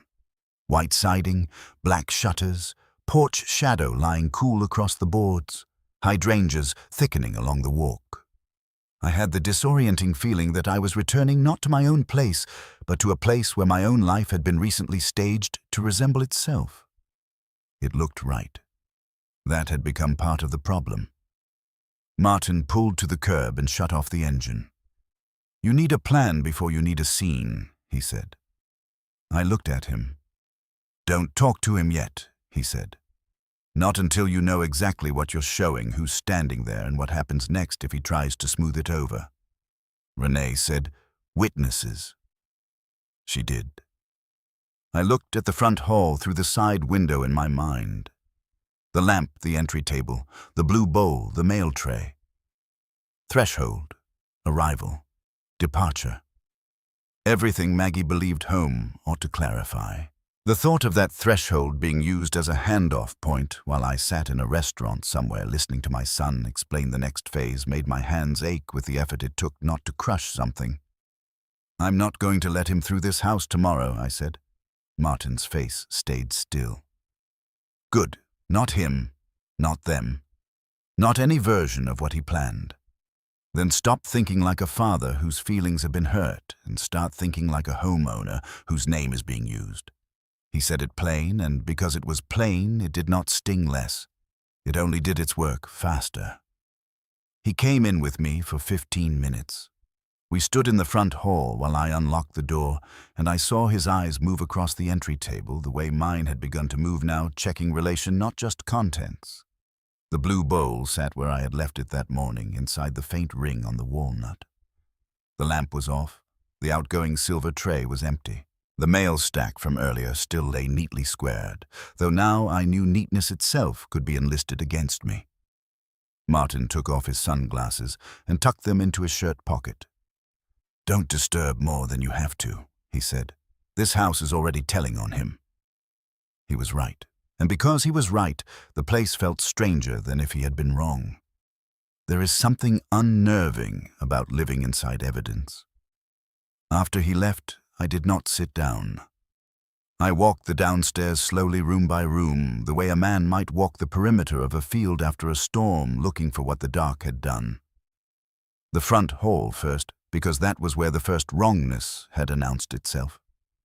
Then the dining room, where the cabinet now stood with its shelf corrected and its glasses returned to Maggie's logic, though I could not look at it yet without seeing invisible hands inside it. Then the den where the chair by the window still held Maggie's folded afghan, and one of the adhesive dots still clung under the front leg of the narrow side table. I knelt and scraped the dot off with my thumbnail. It came away with a tiny resistant peel and left a square of clean wood lighter than the dust-darkened finish around it. I stood too quickly, and my knee barked. Age has a way of making the body editorialize during moral crises. I ignored it and went into the office off the kitchen. The papers I had brought back from Renee's lay in a stack on the built-in desk. I spread them out again this time, not as a shocked man reading clues, but as a man building sequence. Paula's notes, Delaney's assistant email, the Ridge postcard, Daniel's legal pad sheet, the copied insurance card with the note about occupancy of travel/transition, the service confirmations, the staging checklist.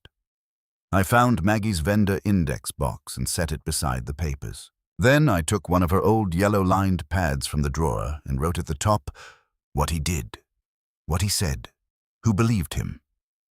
It sounds clinical now, maybe it was, but something had changed in me between Renee's dining room table and my own. For 14 months I had treated grief like weather, endured it, dressed for it, adjusted my roots around it when I had to. Now I saw that grief had not only passed through the house. It had changed traffic patterns. It had opened gates. It had trained all of us, some more willingly than others, to let Daniel be the practical interpreter of whatever came next. My sorrow had become infrastructure. Once I saw that I could not unsee it, and once I could not unsee it, I could either keep feeling wounded or start becoming useful. I chose useful. I began with the obvious. Paula in the house. Tuesday, photographer, room notes, dining cabinet shelves moved, entry hall judged for paper clutter, personal surfaces noted, hall, dining, primary bedroom, then the Delaney email, quiet coordination, okay by a pool, strong by a window, possible after Sunday lunch, then the labeled bins, then the adhesive dots, then the cards slipped into Maggie's index system, then the appointment reminders routed to Daniel's number. As I wrote, memories began arriving not as comfort but as corrections. Daniel at the office desk 3 days after the funeral, tie loosened, saying, "Dad, let me get the account contacts in one place, so if somebody calls while you're out, I can field it." Daniel on the front porch in October with a roofer's clipboard, telling me, "You don't need to sit through the estimate. I'll handle it and give you the bottom line." Daniel in January, after my annual physical, taking the after-visit summary from my hand before I'd finished reading it and saying, "I'll put the follow-up date in my calendar too." Daniel. In March, casually moving a stack of unopened mail from the entry table to the office and saying, "No reason to keep reminders of death and taxes in the front hall."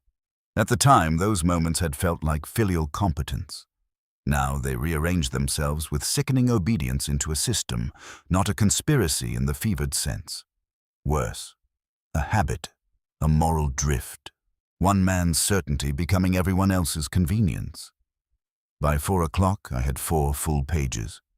I had also lost the last of my appetite and developed a headache behind my left eye that throbbed whenever I stood up too fast. I went to the kitchen, poured a glass of water, and drank it, looking out at the backyard where the bird bath Maggie insisted on keeping full glinted in the sun between the hostas. The yard looked calm enough to shame me. A cardinal landed on the fence, flashed once red, and disappeared. The phone rang. "Elise," I answered at once. "Are you home?" "Yes, I'm outside." I went to the front porch and found her standing beside her Subaru in jeans and a navy t-shirt. Hair pulled back too tight. Sunglasses on, though the porch was shaded. She took them off when she saw me, and I could tell by her face that she had not come to smooth anything over. Her eyes were red-rimmed and angry in the way decent people get when their own delay starts to look like collaboration. "Can I come in?" she asked. "You never had to ask." "That used to be true," she said quietly, and walked past me into the house. The sentence landed harder than she probably intended. That was happening a lot now. Everyone's plain speech had started coming in with the force of belated truth. She stood in the front hall looking at the entry table, and I watched her take in the lamp, the bowl, the mail tray, the familiar geometry of the place. "It still smells like Mom in here," she said. "Depends where you stand." She gave a small humorless breath, then looked straight at me. "I've found something." I led her to the kitchen table. She took a folded printout from her tote bag and set it down with the care of a person laying a loaded thing between two people she loves. It was a screenshot, grainy, because she had not saved it in time and had instead taken a picture of her own phone with another phone, then printed that. But it was readable. Calendar, Sunday, 11:30. Leave for Marcelli's, 12 Father's Day lunch. 12:30 to 2. Buyer window. 2:15. Call Susan, /next step timing. For a second, I thought I might be sick right there onto the yellow legal pad. "I didn't save the first one," Elise said. "I told you that. But after we talked last night, I went into my phone backups and found the photo I took by accident when I was trying to screenshot a recipe from a group text and hit the wrong image. It was sitting in cloud trash." She swallowed. I almost missed it again. I sat down because standing had become performative. "When did he send this to you?" "June 2nd. Then unsent it maybe 30 seconds later.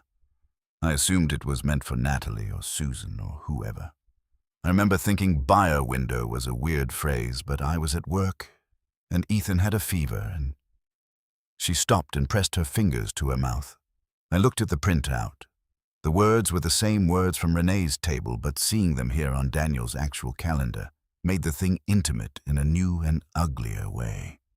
This wasn't an office assumption anymore. This was my son's day arranged minute by minute around me like a movable obstacle. "Elise," I said, "did Natalie know?" She shook her head too quickly. "I don't know. I honestly don't. They barely tell each other the truth on good weeks." That too had history behind it. Daniel's marriage had been running on managed surfaces for years. Good schools, good patio furniture, expensive olive oil in the pantry, and a quality of tension that made every compliment sound edited. Natalie was not my favorite person, which is another way of saying she was more like Daniel than I knew how to relax around. But she did possess one virtue I had always respected. When she disliked an arrangement, the room knew it. If she was part of this, she had hidden herself better than usual. Elise turned her wedding band once, then looked at the papers spread across the table. How bad is it I gave her Paula's notes first, then the Delaney email, then the legal pad page? She read in silence, and with each page her face hardened, not into outrage, but into that particular stricken steadiness people get when they are beginning to understand their own role in someone else's harm. When she reached clear hall paper, she shut her eyes briefly and set the page down. He did say that once, she said. What? About the front hall. We were here in April after church. You were upstairs changing because we were all going to that baptism lunch for the miller's granddaughter. Daniel was standing by the table, and he picked up one of your unopened statements and said, "We've got to get this hall under control. It's the first thing people see." I thought he meant clutter. I made some joke about him sounding like HGTV. She looked at me, and there was no self-protection in her face now, which made it harder to bear. He wasn't looking at the hall like a son. He was looking at it like a listing. I said nothing because there was nothing to say that did not make the room uglier. She glanced toward the front hall and lowered her voice. Did he move things? Here, I mean, himself. Yes. How much? Enough. Another pause. Then even lower. Dad, I need to tell you something else, and you're not going to like it. I had begun to understand that almost everyone in this story had been protecting me by rationing truth until it became dangerous. Then tell me the part I'm not going to like. Her eyes flicked up to meet mine. After Mom died, he asked me not to contradict him in front of you if he started making suggestions about the house. I felt my whole body go still. He said you were fragile, she went on, voice tightening. Not medically. Emotionally. He said if we all talked at once, you'd retreat, and then nothing practical would ever get done. He said one clear voice would be easier on you. One clear voice, I repeated. I know. The kitchen seemed smaller. The summer light through the window had shifted from bright to dense, catching the knife marks in the table and the peach fuzz in the striped bowl on the counter. One clear voice. A family phrase now, a doctrine. Not just Daniel deciding things, Daniel asking the rest of us to preserve the conditions in which his deciding felt compassionate. And what did you say, I asked? Her face crumpled, then steadied. I said, okay. I said if it helped you. I thought maybe he was right at first. You looked so gone sometimes. Not gone. Gone. Just tired in a way I'd never seen. And he was so good at the forms and calls and schedules. I told myself someone had to carry that part. There it was. The deeper betrayal. Not a secret alliance exactly. Worse, because smaller. Family members moving around my grief in ways they thought merciful, letting Daniel become the interpreter because he was quicker, cleaner, less visibly pained. Preserving peace had not merely delayed the truth. It had taught the house a false hierarchy. I looked past Elise into the kitchen doorway and saw for a moment Maggie standing there in memory the year Daniel turned 21, watching him carve a turkey too aggressively and saying, "You rush a thing enough. People mistake the speed for competence." At the time, it had seemed like one of her tart maternal observations. Now it felt like witness testimony I had failed to enter into evidence. "I need you tomorrow," I said. Elise nodded before I finished the sentence. Not as buffer, not as peacekeeper, as witness. Yes. If he tries to soften the room, I need you not to let him. Yes. She drew a breath. What's the plan? It was the first time anyone had asked me that in this matter without already implying the answer. I felt oddly the edge of my own dignity return in the space of the question. First I said we know more. The next 3 hours changed the shape of the story. Paula came back just after 6 carrying a manila envelope and looking like a woman who had not eaten properly since noon. She stood in the front hall again, but differently this time, less as a professional entering a home than as a person crossing into accountability. I took her to the dining room, and the first thing she saw was that I had corrected the cabinet. Her eyes went to the shelf heights, then to me. She understood that I understood. I brought everything I could print without getting into account systems. I don't control, she said, setting the envelope on the table. Texts, notes, timestamps, and the room references Aaron sent me after the walk-through. He deletes quickly, but I pulled what I had. She slid out the pages one by one. Texts from Daniel confirming Tuesday access. A note from him saying homeowner prefers quiet prep. A message reading, hold all obvious downsizing language till after Sunday lunch. Another, no sign, no public listing.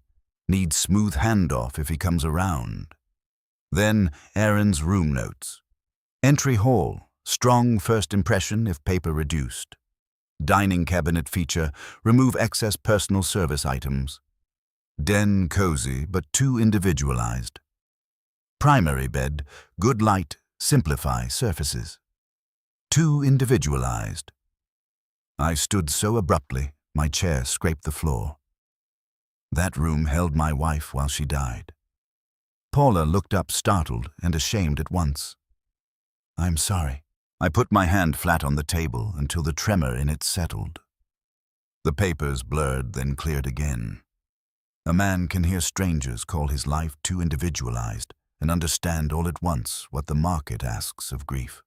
Not just that the dead leave, that the living erase the evidence fast enough for a better photograph. Paula pressed her lips together. There's more. She handed me a small glossy print. The front hall shot from the open doorway inward. My own house, but cleaned of narrative. Lamp, table, bowl, stairs. No people, no context. A neat threshold waiting for a buyer's hope to enter it. Then another. The dining room, table centered, cabinet glowing, runner straight, sun on the wood, and then the den. I did not know until that moment that I had been afraid of seeing the den photographed. Once I did, the fear explained itself. The image had been taken from the doorway looking toward Maggie's chair by the window. The Afghan had been folded tighter than I ever folded it. The side table had been cleared of the book I kept there for no good reason except that Maggie once marked a recipe in its back pages. And the note, clipped to the printout in Paula's hand, read, remove visible grief anchors for broader buyer response. There are humiliations you can tell other people about later and laugh from sheer survival. This was not one of them. I put the photograph face down. Nobody spoke for several seconds. The only sound was the little hum the dining room chandelier makes when the dimmer is set just off full. Outside, somebody's sprinkler clicked rhythmically across a lawn, absurdly domestic. Finally, I said, did Susan Delaney know this den was being described that way? Paula answered, carefully. I don't know what she knew directly and what her assistant knew. The language in these notes is staging shorthand. That doesn't excuse it. No, it did not. I asked her to walk me through the Tuesday visit, minute by minute. She did. Daniel met them at the house at 10:31. He already had the front door open. He told them I had chosen not to be there because the emotional side of this is harder for him than the practical side. He led them first to the hall, then dining room, then den, then primary bedroom, then the office, where he asked whether buyers in this area would care about a dedicated paper management space or see it as wasted square footage. At one point he mentioned that after lunch Sunday, we should know whether to move ahead at pace or back off and let him get there slowly. At pace. Every phrase sounded now like a man coaching others on how to handle an animal that might spook. When Paula left, she apologized once more, but the apology mattered less by then than the material she had surrendered. We were beyond remorse and into structure. At 7:30, Martin returned with a rotisserie chicken because practical men remain practical even when the world is rotting. He found Elise and me at the kitchen table with the papers spread wider now, the room beginning to take on the feeling of a war room assembled out of ordinary groceries and old grief. He read the new texts and room notes with his jaw working once. Well, he said, that strips the velvet off it. Elise let out a sound that might have been a laugh if the day had contained any humor at all. What now? Now. Again that word. But this time asked in a room where I was allowed to answer. I looked toward the front hall. The entry lamp was on. The bowl sat blue and steady under it, and for the first time since Friday morning, I did not see only violation when I looked at it. I saw a line, a place where people arrived and left under terms set by the house, not the visitor. Maggie had known that. I had preserved the object without keeping the discipline it represented. That would not happen again. "We let tomorrow happen," I said. Elise stared at me. "What?" "Not the way he planned it," I said. "But we let him think it's happening." Martin nodded almost before I finished. I went on. "He expects lunch. He expects me to show up. Sit there, hear him out, and keep the conversation moving at his pace because it's Father's Day and there are linen napkins on the table. Meanwhile, he expects the buyer window to stay open from 12:30 to 2. Meaning what Elise asked. Meaning he thinks if lunch goes well enough, or if he interprets it as going well enough, people will come here. Maybe not full open house. Maybe just Delaney. Maybe buyers, circling, maybe some quiet look arrangement. I don't care which. He expects this house to become available while I'm away from it." Martin set the chicken on the counter and looked at me with something close to approval. So he doesn't get the house empty. He doesn't get the room soft. He doesn't get to control the first public version of this. Elise had gone very still. "You want a confrontation?" "No," I said. "I want a correction. The confrontation is only what happens when a liar meets witnesses." That sounded like something Maggie would have approved of, which helped and hurt. We called Renee. She listened without interrupting while I summarized Paula's texts, the photographs, Elise's new confirmation, and the room notes. Then she said, "Do not cancel lunch." I looked at Martin. He lifted one shoulder as if to say yes exactly. Renee went on. "If he believes tomorrow is still in play, he will continue operating in the open. If you force an early private conflict, he shifts to self-protection and narrative control. You want him comfortable enough to move according to his own timetable." I thought of Daniel, in pressed shirt sleeves, checking his watch at Marcelli's, seeing noon as the beginning of an elegant transfer. The image no longer enraged me. It instructed me. "What do you need from me?" I asked. "A copy of everything to my secure email tonight. Permission to contact Delaney's office first thing in the morning if needed. And one more witness in the house besides Mr. Kessler and your daughter. Preferably Paula, because she can establish third-party reliance. If your son arrives at the property expecting a smooth handoff and instead finds the homeowner, counsel, the staging professional, and a daughter with the calendar evidence, the room changes fast. The room changes fast." "Yes," I said. After we hung up, the kitchen settled into a new kind of silence, not fear this time, but concentration. Martin ate half a chicken leg standing up. Elise made tea she did not drink.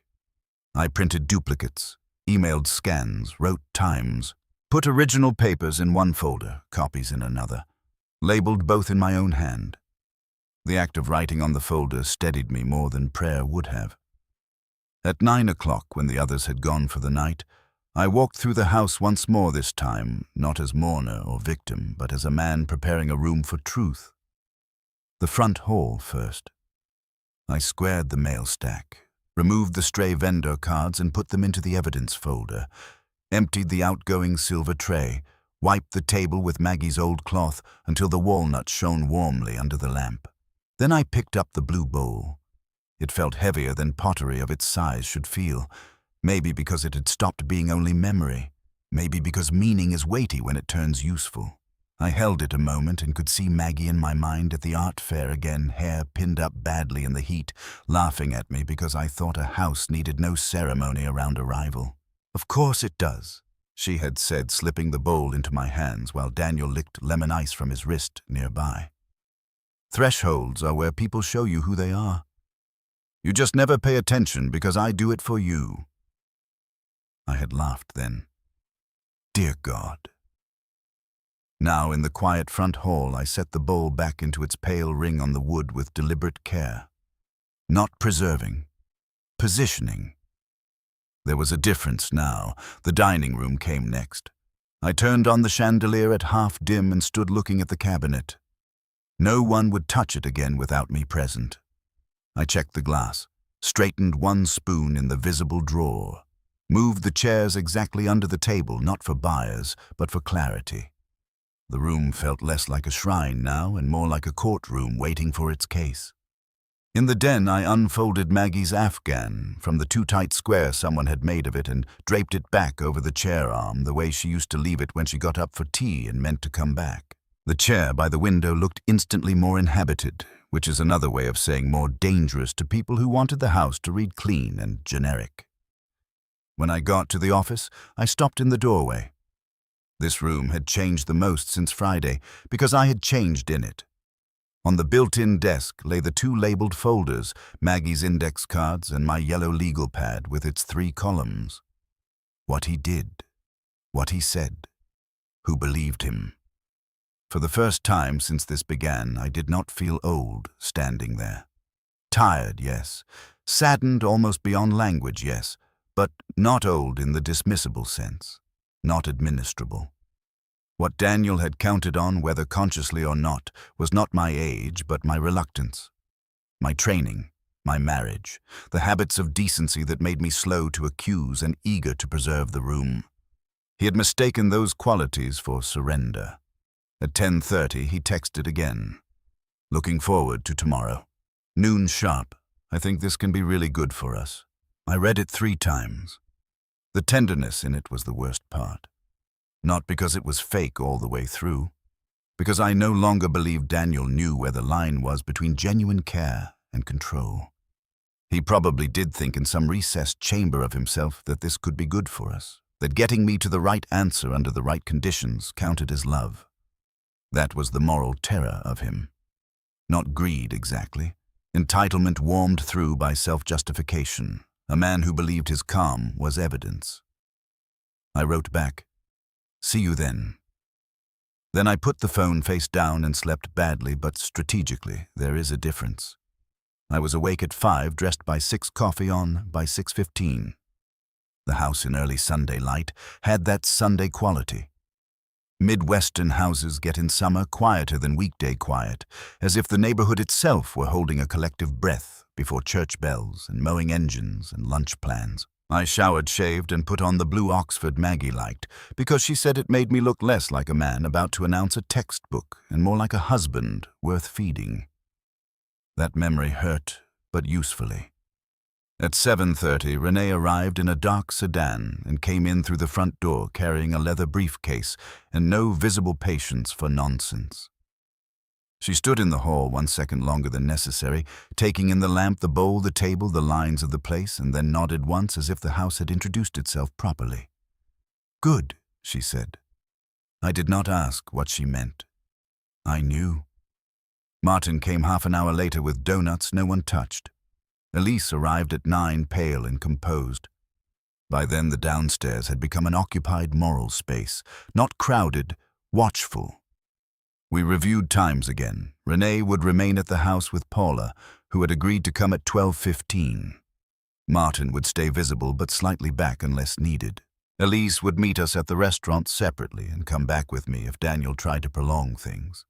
I would go to lunch. I would not tip my hand. I would not agree to anything. If Daniel tried to get me to the house quickly afterward, I would let him think he was succeeding. Why not just refuse lunch entirely? Elise asked one last time, though. I think by then she understood the answer. Renee gave it anyway. Because the most revealing rooms are the ones people think they already own.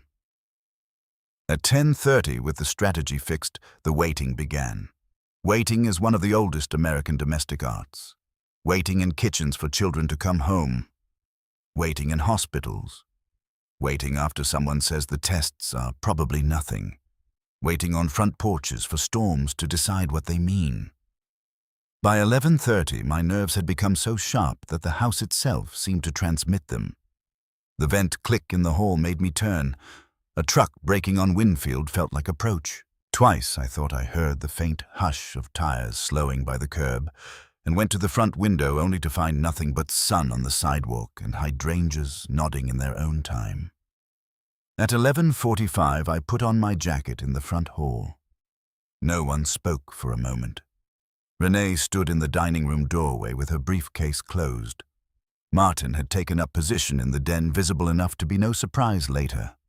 Elise stood near the foot of the stairs, looking as if she had spent the last 12 hours discovering the limits of her own forgiveness. The lamp glowed. The blue bowl sat in its ring. The mail tray was empty. The house looked not staged, but claimed. I reached down and set my keys in the bowl.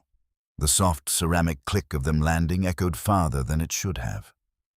I had heard that sound thousands of times in this house. Today it came back to me as an oath.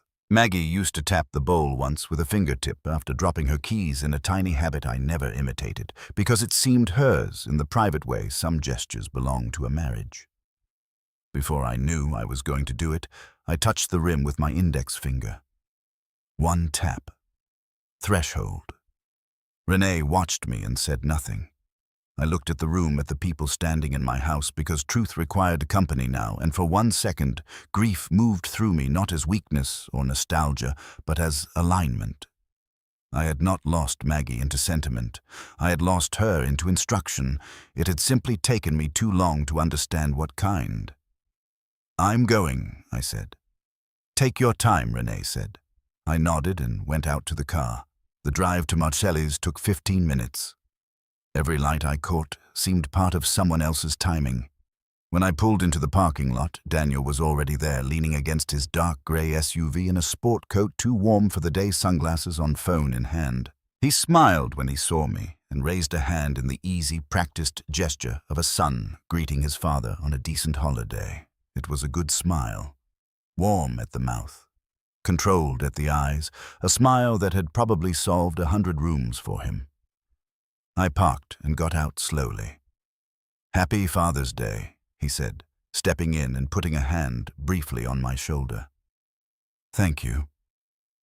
He searched my face 1 second longer than a son should have to, checking conditions. I saw it now because I knew what I was looking at. "You look good," he said. "So do you." He laughed lightly, held the restaurant door for me, and we went inside. Marcelli's was cool and dim and smelled of garlic, polished wood, and money spent for atmosphere. White tablecloths, brass sconces, soft jazz that sounded expensive and forgettable.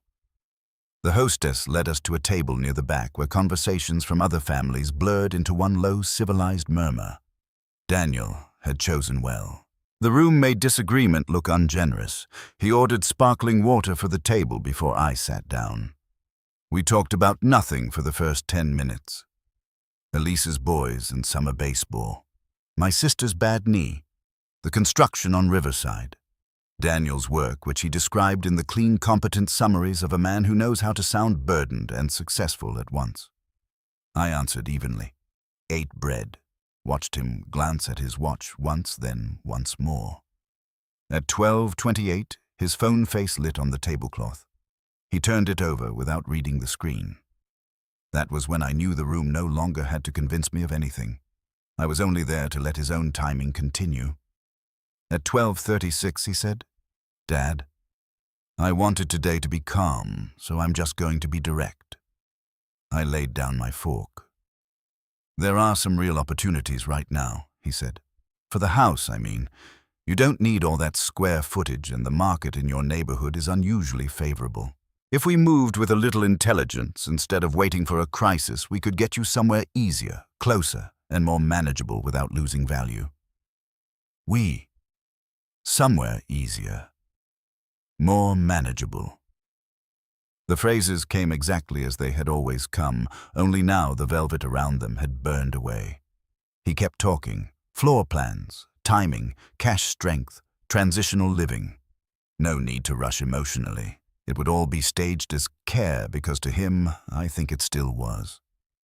At 12:44, his phone lit again. He did not flip it this time. He glanced at it, face unchanged, and slipped it into his jacket pocket. "Excuse me 1 second," he said pleasantly. "Bathroom." He walked away from the table with the ease of a man whose machinery is running to schedule. I sat very still in the dim restaurant and looked at the water glass in front of me. The ice had melted enough to make the surface sweat. Around me, other families were eating their Sunday lunches under the soft lighting. Fathers being toasted children, asking for more bread servers, moving in clean black aprons. I was sitting inside the exact sort of room Daniel had chosen because it made conflict feel impolite and assent feel mature. My phone vibrated against my thigh. Renee, a black Mercedes with Delaney Group plate frame, just slowed in front of the house and kept going. Paula is here. Then 30 seconds later, another car. 2 people. They did not park. Daniel may be timing arrivals in waves. I read both messages once. Then I slid the phone back into my pocket and looked toward the hallway where Daniel had gone. He did not plan a conversation. He planned a handoff. When he came back smiling lightly and asking whether I wanted coffee with dessert menus, I already knew that while he sat across from me in a room designed for civility, his realtor's car was moving near my house. "Let's skip dessert," I said. Daniel had just eased back into his chair. Napkin lifted the expression on his face, arranged somewhere between concern and patient optimism. "You sure? We don't have to rush?" That almost made me laugh. "No," I said. "We do." Something in my voice must have registered because his smile held a beat too long before it adjusted. He reached for the check presenter the server had just set down and gave me the little half shrug he used when framing himself as the reasonable man in a room no one else knew was becoming difficult. "All right," he said. "If you're tired, we can take this back to the house." There it was, the handoff in his own mouth. I looked at him across the linen and the water glasses and the polished brass lamp on the wall behind him, and for the first time since Friday morning, I felt something steadier than anger. He still thought this was a room he controlled. He still thought I was coming to him inside the shape he had prepared. That was the only advantage I needed. "I think that would be best," I said. His face relaxed at once, and the speed of that relaxation told its own story. It was not relief for my comfort, it was relief for the continuation of sequence. He slipped his card into the presenter before I could reach for it. "Dad, I've got it. I'm sure you do." He glanced up. The line had gone sharp without rising in volume, and for a second I thought he might hear it for what it was. But then the server returned. The machine chirped, the receipt got signed, and we stood up among the Sunday voices and chair legs and family laughter around us. 2 men leaving a restaurant where one of them still believed he was escorting the other toward a managed future. Outside, the heat hit hard and bright. He walked me to my car, still talking in those smooth paragraph-shaped reassurances he liked to use when a conversation had not gone exactly as scripted but might yet be recovered by tone. "There's no pressure on timing," he said. "That's what I've been trying to explain. I just don't want you cornered later when choices get more expensive and harder." I unlocked my car and looked at him over the roof. "Then you should have started by asking me." He opened his mouth, closed it again, and gave a short exhale meant to read as patience. "That's what I'm doing now?" "No," I said. "That's what you're calling it now." The wind moved once through the parking lot, carrying the smell of hot pavement and cut grass from somewhere behind the restaurant. Daniel's jaw changed under the skin. "Not much. Just enough." "Dad," he said, and there was warning in the softness. "Now, I know you're upset, but I need you not to turn this into some dramatic moral test. I'm trying to help you make a smart transition." I thought of the black Mercedes slowing in front of my house, of Paula standing in my dining room with the photographs, of Renee's yellow legal pad, of the line in Aaron's note remove visible grief anchors for broader buyer response. "A smart transition," I repeated. He lifted a hand as if smoothing air. "You know what I mean. I know exactly what you mean." For 1 second we stood there under the sun with no restaurant walls to civilize us, and I saw something new in his face. Not guilt, not embarrassment. Irritation at drag, at friction, at the fact that I had become less manageable than the plan required.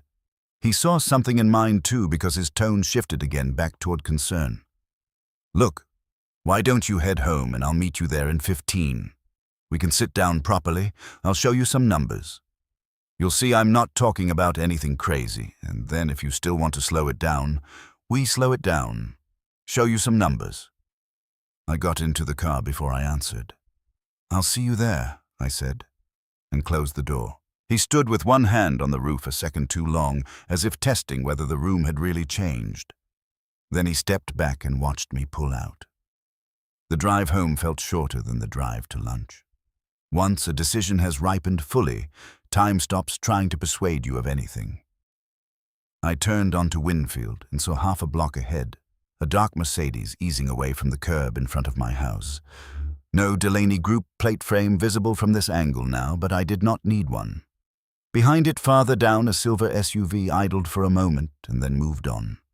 I pulled into my driveway and cut the engine.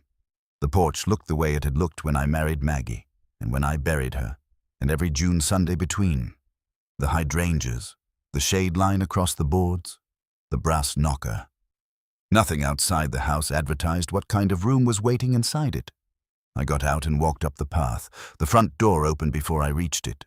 Renee stood there with her briefcase at her side and the entry lamp glowing behind her. She took one look at my face and said, "He's coming." "Yes." "How long?" 10 minutes if he believes in the schedule he built." She stepped back to let me in. The front hall felt cool after the heat outside. Cool and exact. The blue bowl sat in its pale ring on the walnut table, my keys absent now because they were in my pocket. The mail tray empty, the lamp warm against the watercolor of the courthouse. From where I stood, I could see through to the dining room where the table gleamed under the half-dim chandelier and Maggie's cabinet held its corrected shelves and restored logic like a spine. Martin was in the den doorway, not trying to hide and not trying to dominate the room either. Elise stood at the edge of the dining room with both hands around a mug she had not finished. Paula sat near the far end of the table with her envelope open and a look on her face that reminded me of church after the first whispered report of bad news reaches the back pews. No one asked how lunch went. They could read enough of it in the pace of my entry and the way I took off my jacket. "He suggested we take it back to the house," I said. Martin gave one grim nod. Of course he did. I laid my car keys in the blue bowl. The sound of them landing was small and steady. More than once in the last 48 hours, that bowl had seemed to accuse me. Now it steadied me. It was where arrivals ended and departures were named. Threshold. That was what Maggie had built into it all those years without ever making a speech. Renee moved closer. "Before he gets here, tell me exactly what happened." So I did. The lunch. The watch glances the phone lighting at 12:28 and again at 12:44 the bathroom. Excuse the wording in the parking lot. I repeated his phrases as closely as I could. "Smart transition. Show you some numbers. Not a dramatic moral test. We can sit down properly." At that, Paula closed her eyes briefly. What I asked. She looked at me and then at Renee as if asking permission from someone she did not actually need permission from. "That's close to what he said to Susan's assistant on Wednesday," she said. "Once his father sees numbers in a calm setting, the rest will move." My hand tightened on the chair back at the dining room doorway. "Write that down," Renee said to herself more than anyone, and made a note. The doorbell did not ring. The knocker sounded instead 3 brass strikes clean and firm, exactly the way Maggie preferred people use it because a bell, in her view, was too abrupt for a home. For a single ugly second, I thought about the number of times Daniel must have stood on this porch in the last year using the same knocker, entering the same hall, speaking in the same family voice, while turning everything in the house a few degrees toward his own authority. Renee looked at me. "Your door, meaning mine to answer, mine to define." I went to it. Daniel stood on the porch in his sport coat with the heat already darkening the collar slightly at the neck. He had his slim black notebook under one arm and his phone in his hand. His face was composed into concern, touched lightly with impatience, the face of a son prepared to manage a father's overreaction with tact and firmness. That expression lasted until he saw past me. He did not yet see everyone. Only enough. The lit hall, the shape of another body in the dining room, maybe Martin's shoulder in the den doorway, maybe the outline of Renee's briefcase, but it was enough. His eyes sharpened, and for the first time since this began, I watched him not choose his next expression quickly enough. "Dad," he said. And then, "What's going on?" I stepped back and opened the door wider. "Come in." He did. He wiped his shoes automatically on the mat, the same decent reflex Paula had, and that tiny civilized motion made what followed more terrible. The front hall received him the way it had received him since he was a boy. Watercolor on the wall, lamp on, blue bowl on the table, stairs rising along the left side. The house gave him every familiar thing except control. He saw them all then. Martin in the den doorway with his arms folded. Elise near the dining room opening, pale and steady. Paula at the table, the manila envelope open before her. Renee nearest the chandelier legal pad, ready glasses low on her nose. The arrangement was not theatrical. That helped. It looked like what it was, witnesses already in place. Daniel stopped 3 feet inside the hall. "What is this?" he asked. His voice remained calm. That was the frightening thing about him. Even now, with the room turned against his assumptions, he did not rant or bluster. He audited. "It's the conversation you should have started with," I said. He turned his head slowly from face to face and settled at last on Renee because she was the obvious structural threat. "And you are Renee Alvarez, Mr. Mercer's counsel." I watched that land. Not as shock exactly, as recalculation. He moved his notebook from one hand to the other. "Counsel," he repeated with a little huff of disbelief. "For what?" "For your father's house," Renee said, "and for the representations you have been making about it." He looked at me then, and the first real wound of the afternoon entered the room. Not the betrayal which had been here all along, but its admission into plain view. He had not expected me to arm myself against him. Somewhere underneath all his managerial certainty, he still believed he occupied a moral position from which defense was unnecessary. "Dad," he said, and there was injured gravity in it now, "you hired a lawyer over a family conversation." "No," I said. "I hired a lawyer over a buyer window." That hit him harder than the presence of Renee had. Not because the phrase was new to him, because he knew at once that I now knew the calendar. He did not look at Elise immediately. That told me more than if he had.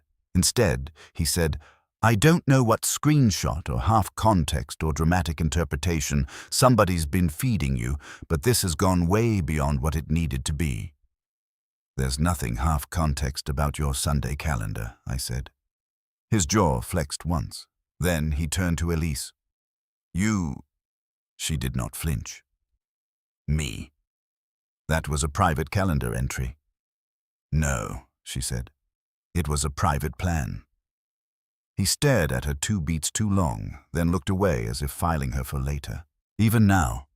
Triage. Renee spoke before he could reassemble his tone fully. "Mr. Mercer, before anything else, no further representation concerning this property, its availability, its transition status, or your father's intentions will be made by you from this moment forward. If any buyer, vendor, agent, service provider, or office has acted on your prior representations, those will be corrected today." Daniel gave a short laugh through his nose and shifted his weight. "Corrected from what?" "Looking into options. Gathering information. Trying to help an aging parent think ahead." "No," I said. "Corrected from speaking for me." He looked back at me and something colder came through the polish. "Dad, you are making this ugly because you're embarrassed you didn't see practical reality coming." There it was. Not concern. Contempt dressed as realism. My pulse slowed. That may sound strange, but it is what happened. Up to that second, some part of me had still been carrying the old father's reflex. The reflex to soften the room, to make allowances, to search for the frightened boy inside the man, and negotiate with him instead. But contempt clarifies. Once he gave me that he relieved me of the duty to keep this private for his comfort. I stepped into the dining room opening and held out my hand toward the table. Then let's do practical reality. He did not want to move deeper into the house. I could see that at once. The front hall still offered him a line of retreat and a posture of accidental misunderstanding. The dining room required evidence, but he could not remain in the threshold without making that reluctance visible, so after a pause he followed me in. The room held him differently than the hall had. Maggie's cabinet on one wall, the polished table its center, afternoon light beginning to thin at the windows. Paula's envelope open, Renee's legal pad square before her, my folders stacked near the salt cellar. The dining room had always remembered its manners. Today it remembered them on my side. Daniel remained standing. "Sit," I said. His eyes flicked to the chair at his usual spot, then to mine at the head of the table, then to the others. "I'm fine. I'm not asking." That got his attention. Not because I had raised my voice, because I had not.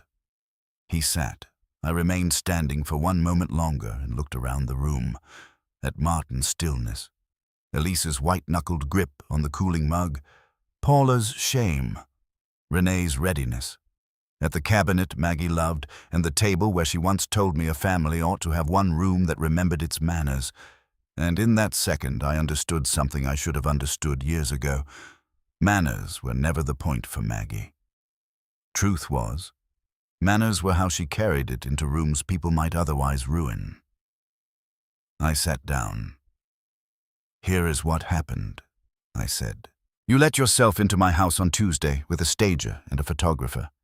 You told them I wanted things handled quietly. You allowed room notes, photographs, furniture, marking cabinet, rearrangement, and staging recommendations to be made in rooms you had no permission to offer. You communicated with Susan Delaney's office in language that suggested my transition was underway. You scheduled a buyer window on Father's Day during an after-lunch. You built this so that if lunch went well enough by your definition, people could begin moving toward my house while I was away from it." Daniel opened his mouth. I raised a hand once. "You will speak." "Not yet." His mouth closed. I slid the first photograph across the table. The front hall, lamp, bowl, table. His eyes went to it and then to Paula. She said low and plain, "Aaron took that Tuesday. At your instruction." He looked at her with a kind of cold disappointment. I assumed discretion. "You assumed authority," she said. I put the den photograph beside it, then the dining room shot with Maggie's cabinet, then Paula's notes, then the screenshot of the calendar, then the Delaney assistant email with buyer window highlighted. One by one, not dramatically, not slamming anything down, simply letting the room fill with its own sequence. Daniel's hands stayed folded, but I noticed his right thumb rubbing the edge of his notebook under the table. A small habit nervous and contained. He kept his face composed until I set down the sheet of room notes with the line remove, visible grief anchors for broader buyer response. Then something showed. Not remorse. Irritation at collateral ugliness, at language too direct, at shorthand becoming visible to people not initiated into its euphemisms. "You're taking internal prep language and making it obscene," he said. "No," I said. "It was obscene before I read it." He looked at me, and for the first time I saw that he had no useful answer to that. So he shifted to ground he trusted more. "Dad, no one sold your house. No one listed your house. No one did anything irreversible. That matters." "Yes," Renee said. "It does, which is why we are stopping the rest now." He turned on her with controlled impatience. "Stopping what?" "The possibility of a conversation. The gathering of market data." "This is absurd. It stopped being absurd when you induced third parties to rely on your account of your father's wishes," she said. He laughed once. "Induced? Come on. They trusted me because I'm his son, and because somebody had to be practical." There. Somebody had to be practical, the old family doctrine in 6 words. I leaned forward. "And who decided that was you?" looked right at me. Reality decided. The room held still around us. I thought of Maggie in the den chair, thin and furious, and Clear saying, "Don't let people make decisions in a tired room." I thought of Daniel after the funeral, carrying folders and water bottles and casseroles like a good son while my own mind felt wrapped in cotton.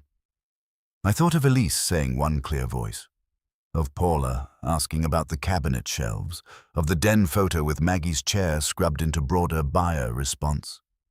And then I saw the moral line in it with such starkness that when I spoke my voice carried no shake at all. "No," I said. "Your entitlement decided." He blinked once. Not because the sentence was loud, because it was true and public. "You took the language your mother used when she was trying to preserve dignity in a hard house," I said, "and you used it to erase mine, handled quietly, no fuss, easier on him. One clear voice. You borrowed her words as if they gave you rights." His face changed then. That was the first true crack. Small, but there. He had expected accusation about the house, the paperwork, the timing. He had not expected Maggie. "Don't do that," he said. "Do what turn? Mom into a weapon." I laughed then, one dry and tired sound. "She is not the weapon in this room, Daniel. She is the reason I finally understand what you did." He sat back, eyes hard now. "What I did," he said, "was take responsibility in a family where everyone else wanted to feel things forever and call that wisdom." Elise flinched as if slapped. Martin spoke for the first time in several minutes. "That'd be your mistake right there." Daniel ignored him. He was looking only at me now, and the mask was not gone yet, but it had begun to loosen around the edges. Calm remained. So did polish. But underneath both sat something rawer and meaner, the private contempt of a man who has long mistaken his efficiency for moral rank. "I was there," he said. "When she was sick, I was there doing the calls, the insurance fights, the pharmacy, runs the roof, bids the appointment calendar, the stuff nobody romanticizes because it's ugly and boring and necessary. You know who wasn't doing it? People sitting around, talking about feelings and casseroles and memories. I was." "That is true," I said. He seemed almost startled by the lack of denial. "It is true," I said again. "And then you took one more step, and another, until you no longer knew the difference between helping and owning." His eyes narrowed. "You think I wanted your damn house? I think you wanted the right to decide what happened to it," I said. "Which is worse?" That landed. I could tell because he stopped reaching for the easier motives. Money market practicality. The conversation had moved into a moral register he was less practiced at controlling. For a moment, no one spoke. The chandelier hummed faintly above us. Outside, a lawnmower droned somewhere at the far end of the block. The domestic world went on. Then Paula, voice unsteady but clear, said, "He told me his father would be calmer if he didn't have to see the house in transition." Daniel cut his eyes to her. "Because that was true." "No," I said, "because it was convenient." Renee slid one page toward him. "And this insurance note occupancy of travel/transition, who authorized that inquiry?" He glanced down and then away too quickly. "It was a question tied to your father's property and living status," she said. Silence. Elise set down her mug. "Why did you tell me not to contradict you in front of Dad?" He looked at her with tired disgust, as if she was slowing down a meeting. "Because every time the family gets emotional, nothing gets done." She stared at him. "You mean every time anyone says no?" "No," he snapped, and then pulled himself back immediately, smoothing tone over the exposed wire. "I mean, somebody had to keep things moving." There it was again. Motion as virtue, friction as pathology. He did not need a ranting speech to become frightening. He only had to keep reducing us to obstacles in the name of progress. I looked at the black notebook under his hand. "Open it." He did not move. "Open it. That's my work notebook." "No," I said. "Today it's evidence." He almost smiled, but it came out wrong. You don't get to command me because you're upset. I stood. Not fast, not theatrically, just enough to change the geometry of the room. When I spoke, my voice carried into every corner of that dining room, and then I think into places inside myself I had been leaving unoccupied for too long. This is my house, I said. That is my table. That cabinet on the wall was handled by strangers because you let them handle it. That front hall was assessed and photographed because you let it be. My den was described as too individualized because you made my wife's death into a staging problem. You do not get to sit in this room and talk to me like I'm one more delay in your schedule. The silence after that was absolute. Daniel looked up at me, and for the first time all afternoon, all weekend, maybe all year, I watched him fail to control the room. Not because I had humiliated him, because I had named him correctly. I held out my hand. Open it.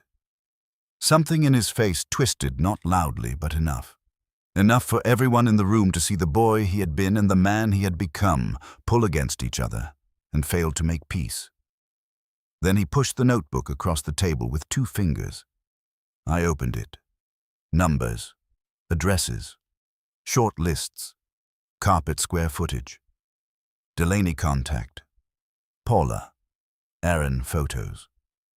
Martin Kessler circled once near the back, which I noted and did not yet mention.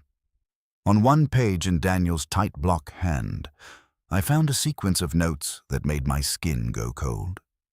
Dad, lunch, keep calm. Lead with maintenance, burden/equity. If resistant, frame as temporary condor near us. If softened, move by a window forward, need house emotionally neutral before next pass emotionally neutral. I set the notebook down carefully. No one else at the table spoke because they did not need to. The words had performed their own violence. Daniel looked at the page, then at me, and some last thin thread of performance snapped. All right, he said. No outburst, no slammed fist. Just that, a surrender not to guilt, but to exposure. All right, he said again, leaning back. You want it plain fine. Yes, I moved ahead. Because you wouldn't. Because you live in a museum and call it devotion. Because Mom dying froze this house in amber, and everybody's been pretending that's noble when really it's just expensive and exhausting. I am tired of acting like preserving your feelings is the same thing as protecting your future. There it was. The full collapse. Not volume, but private contempt finally stepping into daylight. I looked at him for a long moment. At the flushed line at his collar, the 2 steady hands, the managerial posture still clinging to him even as the words spoiled. And because the room had already seen enough, I answered quietly. You are not tired of protecting my future, I said. You are tired that my future was still mine. That broke something in Elise. Not loudly. She made a sound through her nose and covered her mouth, eyes filling. Martin looked away to give her dignity. Paula stared down at her own hands. Daniel did not look at his sister. He was beyond us now, speaking from the raw interior place all his polished language had been built to conceal. You think this was about stealing, he said. It wasn't. It was about movement. About not waiting until there's an ambulance, or a fall, or a tax jump, or a roof failure, and then having to scramble while you dig your heels in about wallpaper and bowls and whatever else Mom trained this place to mean. The word bowls hung there. I glanced toward the open dining room doorway, where from my seat I could see the front hall and the blue bowl catching the lamplight on the table. Such a small object. Such an easy thing for a certain kind of man to dismiss as sentimental clutter. And yet that bowl had outlasted every one of his justifications because it marked what he never understood. A house is not the sum of practical burdens it poses. It is the form in which a life keeps its terms. Your mother didn't train this place to mean anything false, I said. She trained it to tell the truth. That's why you hate it. He stared at me. She knew thresholds mattered, I said. She knew rooms teach people how to behave in them. She knew if you let the wrong person define the pace in a tired house, everyone else starts mistaking speed for authority. I promised her I wouldn't let that happen. I just made the mistake of thinking your help and your authority were the same thing." Something changed in Daniel's eyes then. Not remorse. Loss. The loss of the story he had been telling himself, maybe. The loss of being the only one in the room who still believed his version was the adult one. His voice, when it came, was smaller. I was trying not to let everything fall apart. And there finally was the closest thing to truth he had offered all day. "I know," I said. He looked at me sharply, as if he had expected no mercy now that the room had turned. "I know," I said again. "That is what makes this tragic. If you were just greedy, I could throw you out of my house and be done. But you took your fear and your competence and your impatience and built them into a right. You decided because you were useful, you were owed the wheel." No one moved. Then Renee folded her glasses and placed them on the table. "Mr. Mercer," she said to Daniel, "here is what happens now." What followed was not dramatic in the way television has trained people to expect justice to sound. No gavel, no shouting, no police car with lights painting the hydrangeas. It was better. It was specific. She called Susan Delaney's office on speaker with Daniel in the room. Introduced herself.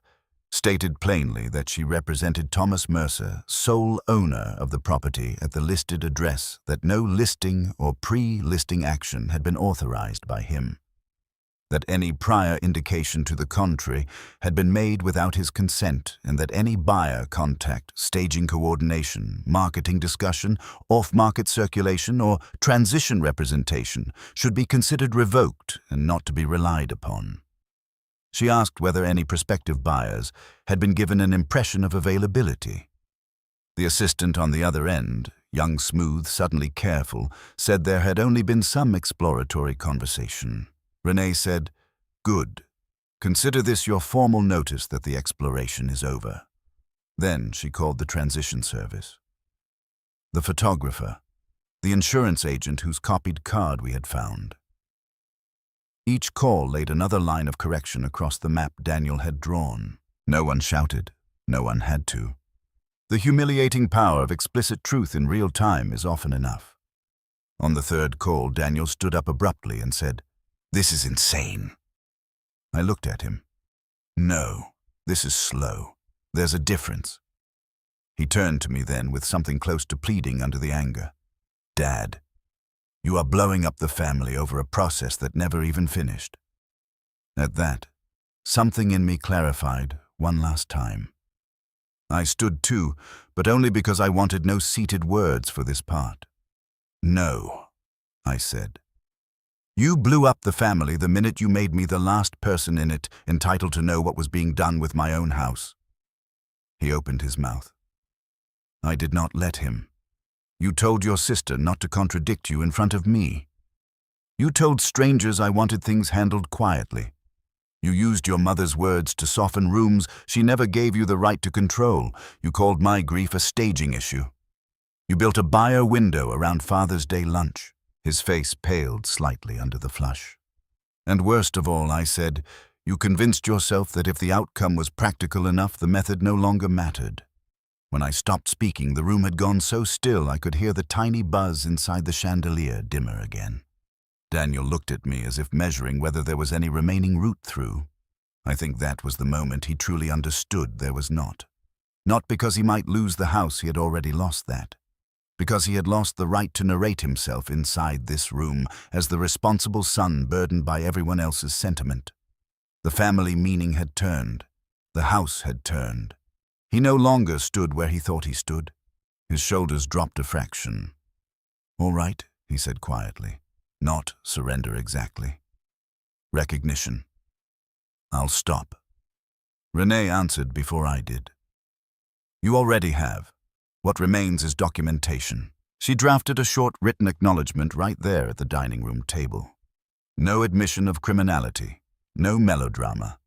A practical statement that Daniel Mercer had no authority to represent the property, its occupancy, its sales status, or its owner's intentions in any transaction or preparatory discussion, and that all such communications were to cease immediately. He read it. For a second I thought he might refuse on principle. Then he signed. Watching my son sign that paper in the dining room where his mother once set holiday china should have felt like victory. It did not. It felt like a clean bone break, necessary, unmistakable, and impossible to confuse with health. When it was done, he set the pen down and looked at me with a face so unguarded I almost did not know him. "What now?" he asked.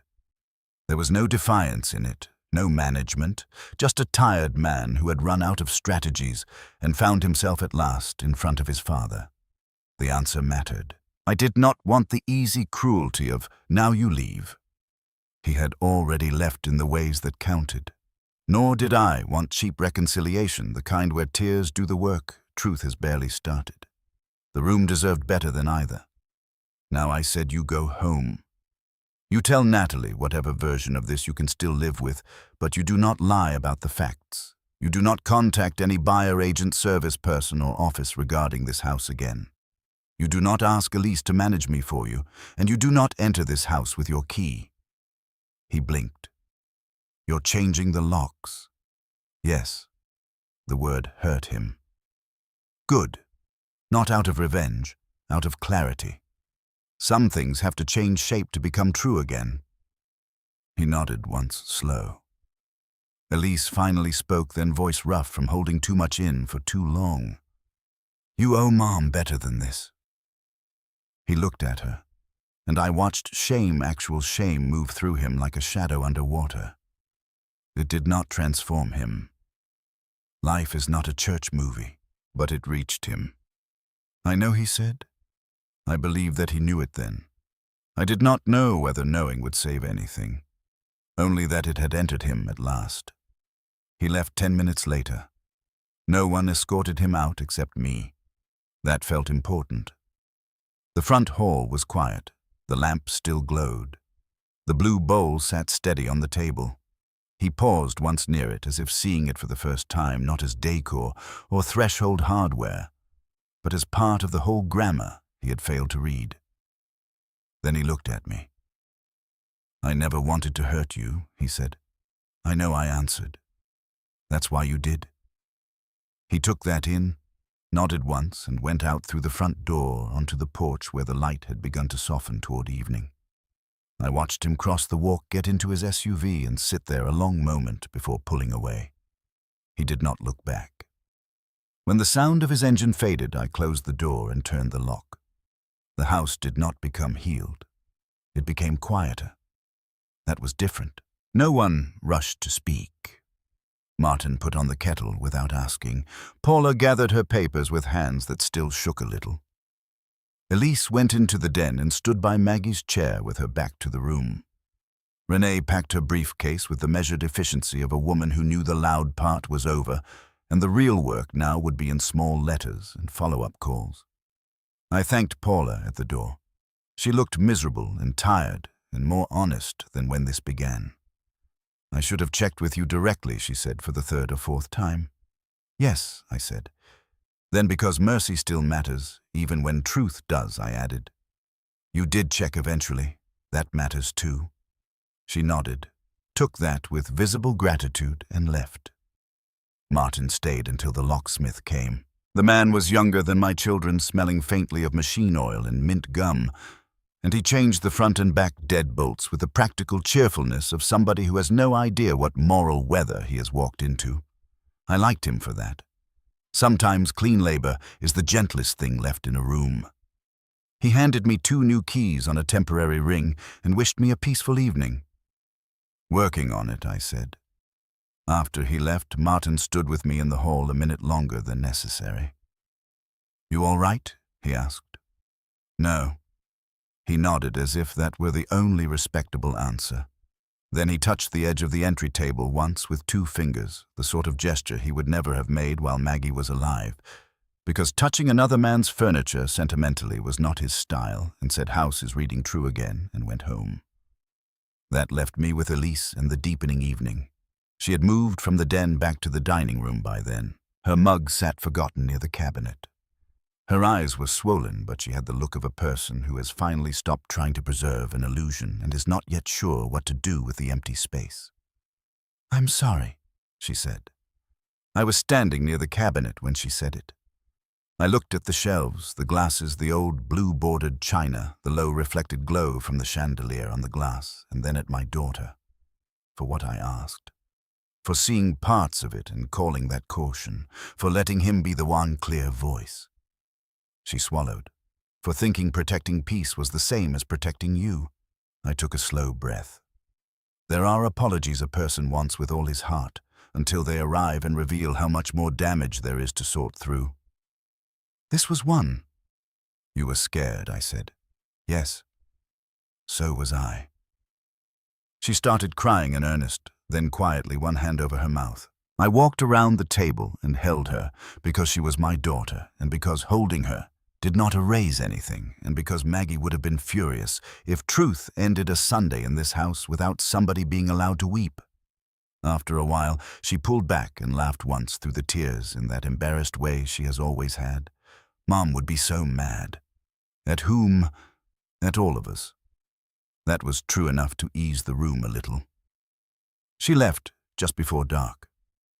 We did not talk about repair or the future or what I owed Daniel now that he had been exposed. Those conversations belonged to another season if they belonged anywhere at all. At the door, she kissed my cheek and said, "Call me tomorrow when the morning feels different." All right. When she was gone, the house and I were alone together for the first time since Friday, in a way that no longer felt like ignorance. I walked through it slowly. The den first. I straightened Maggie's Afghan where it had slipped down the chair arm. Picked up the den photograph from the dining room table and after looking at it one last time, tore it cleanly in half and then in half again. Not theatrically, just enough to deny it permanence. The pieces went into the kitchen trash under coffee grounds and tea bags where that version of the room belonged. Then, the office. I set aside the folders for tomorrow's filing. Put Maggie's vendor index box back where it belonged, but this time with Daniel's added cards removed and clipped separately. Not erased. Separated. Truth is rarely served by pretending contamination never happened. By the time I reached the front hall again, outside light had faded fully, and the lamp held the threshold in its old familiar gold. The blue bowl shone softly. The silver outgoing tray remained empty. The mail tray held only the day's actual mail and one utility bill I had not yet opened. Nothing about the table looked dramatic enough to close a story. That was one reason it was right. I went into the hall closet and brought out a folded yellow dust cloth. Then I wiped the tabletop once more slowly, following the grain until the walnut deepened under the light and the pale ring where the bowl sat seemed less like a scar than a place kept ready. From the office, I brought one clean folder and a black marker. I stood at the table, uncapped the marker, and wrote in block letters across the front. Nothing about this house without me. The ink dried almost immediately. My own handwriting looked older than Daniel's and steadier. I placed the folder on the table beside the blue bowl. Then I arranged the rest exactly as Maggie had always kept it, lamp at the left edge. Mail tray square to the wall, house keys resting in the bowl. Outgoing silver tray empty but ready. Folder aligned with the table edge, not hidden, not apologizing for its presence. The whole thing took less than a minute. It felt like rebuilding a spine. When I finished, I did not step away at once. I rested my fingertips on the edge of the table and let myself look. This was not the same hall I had entered Friday morning with the mail in my hands and dread starting under my skin. That hall had still contained the false safety that grief sometimes offers, the safety of thinking memory by itself can guard a house. This one held something harder and, in the end, kinder.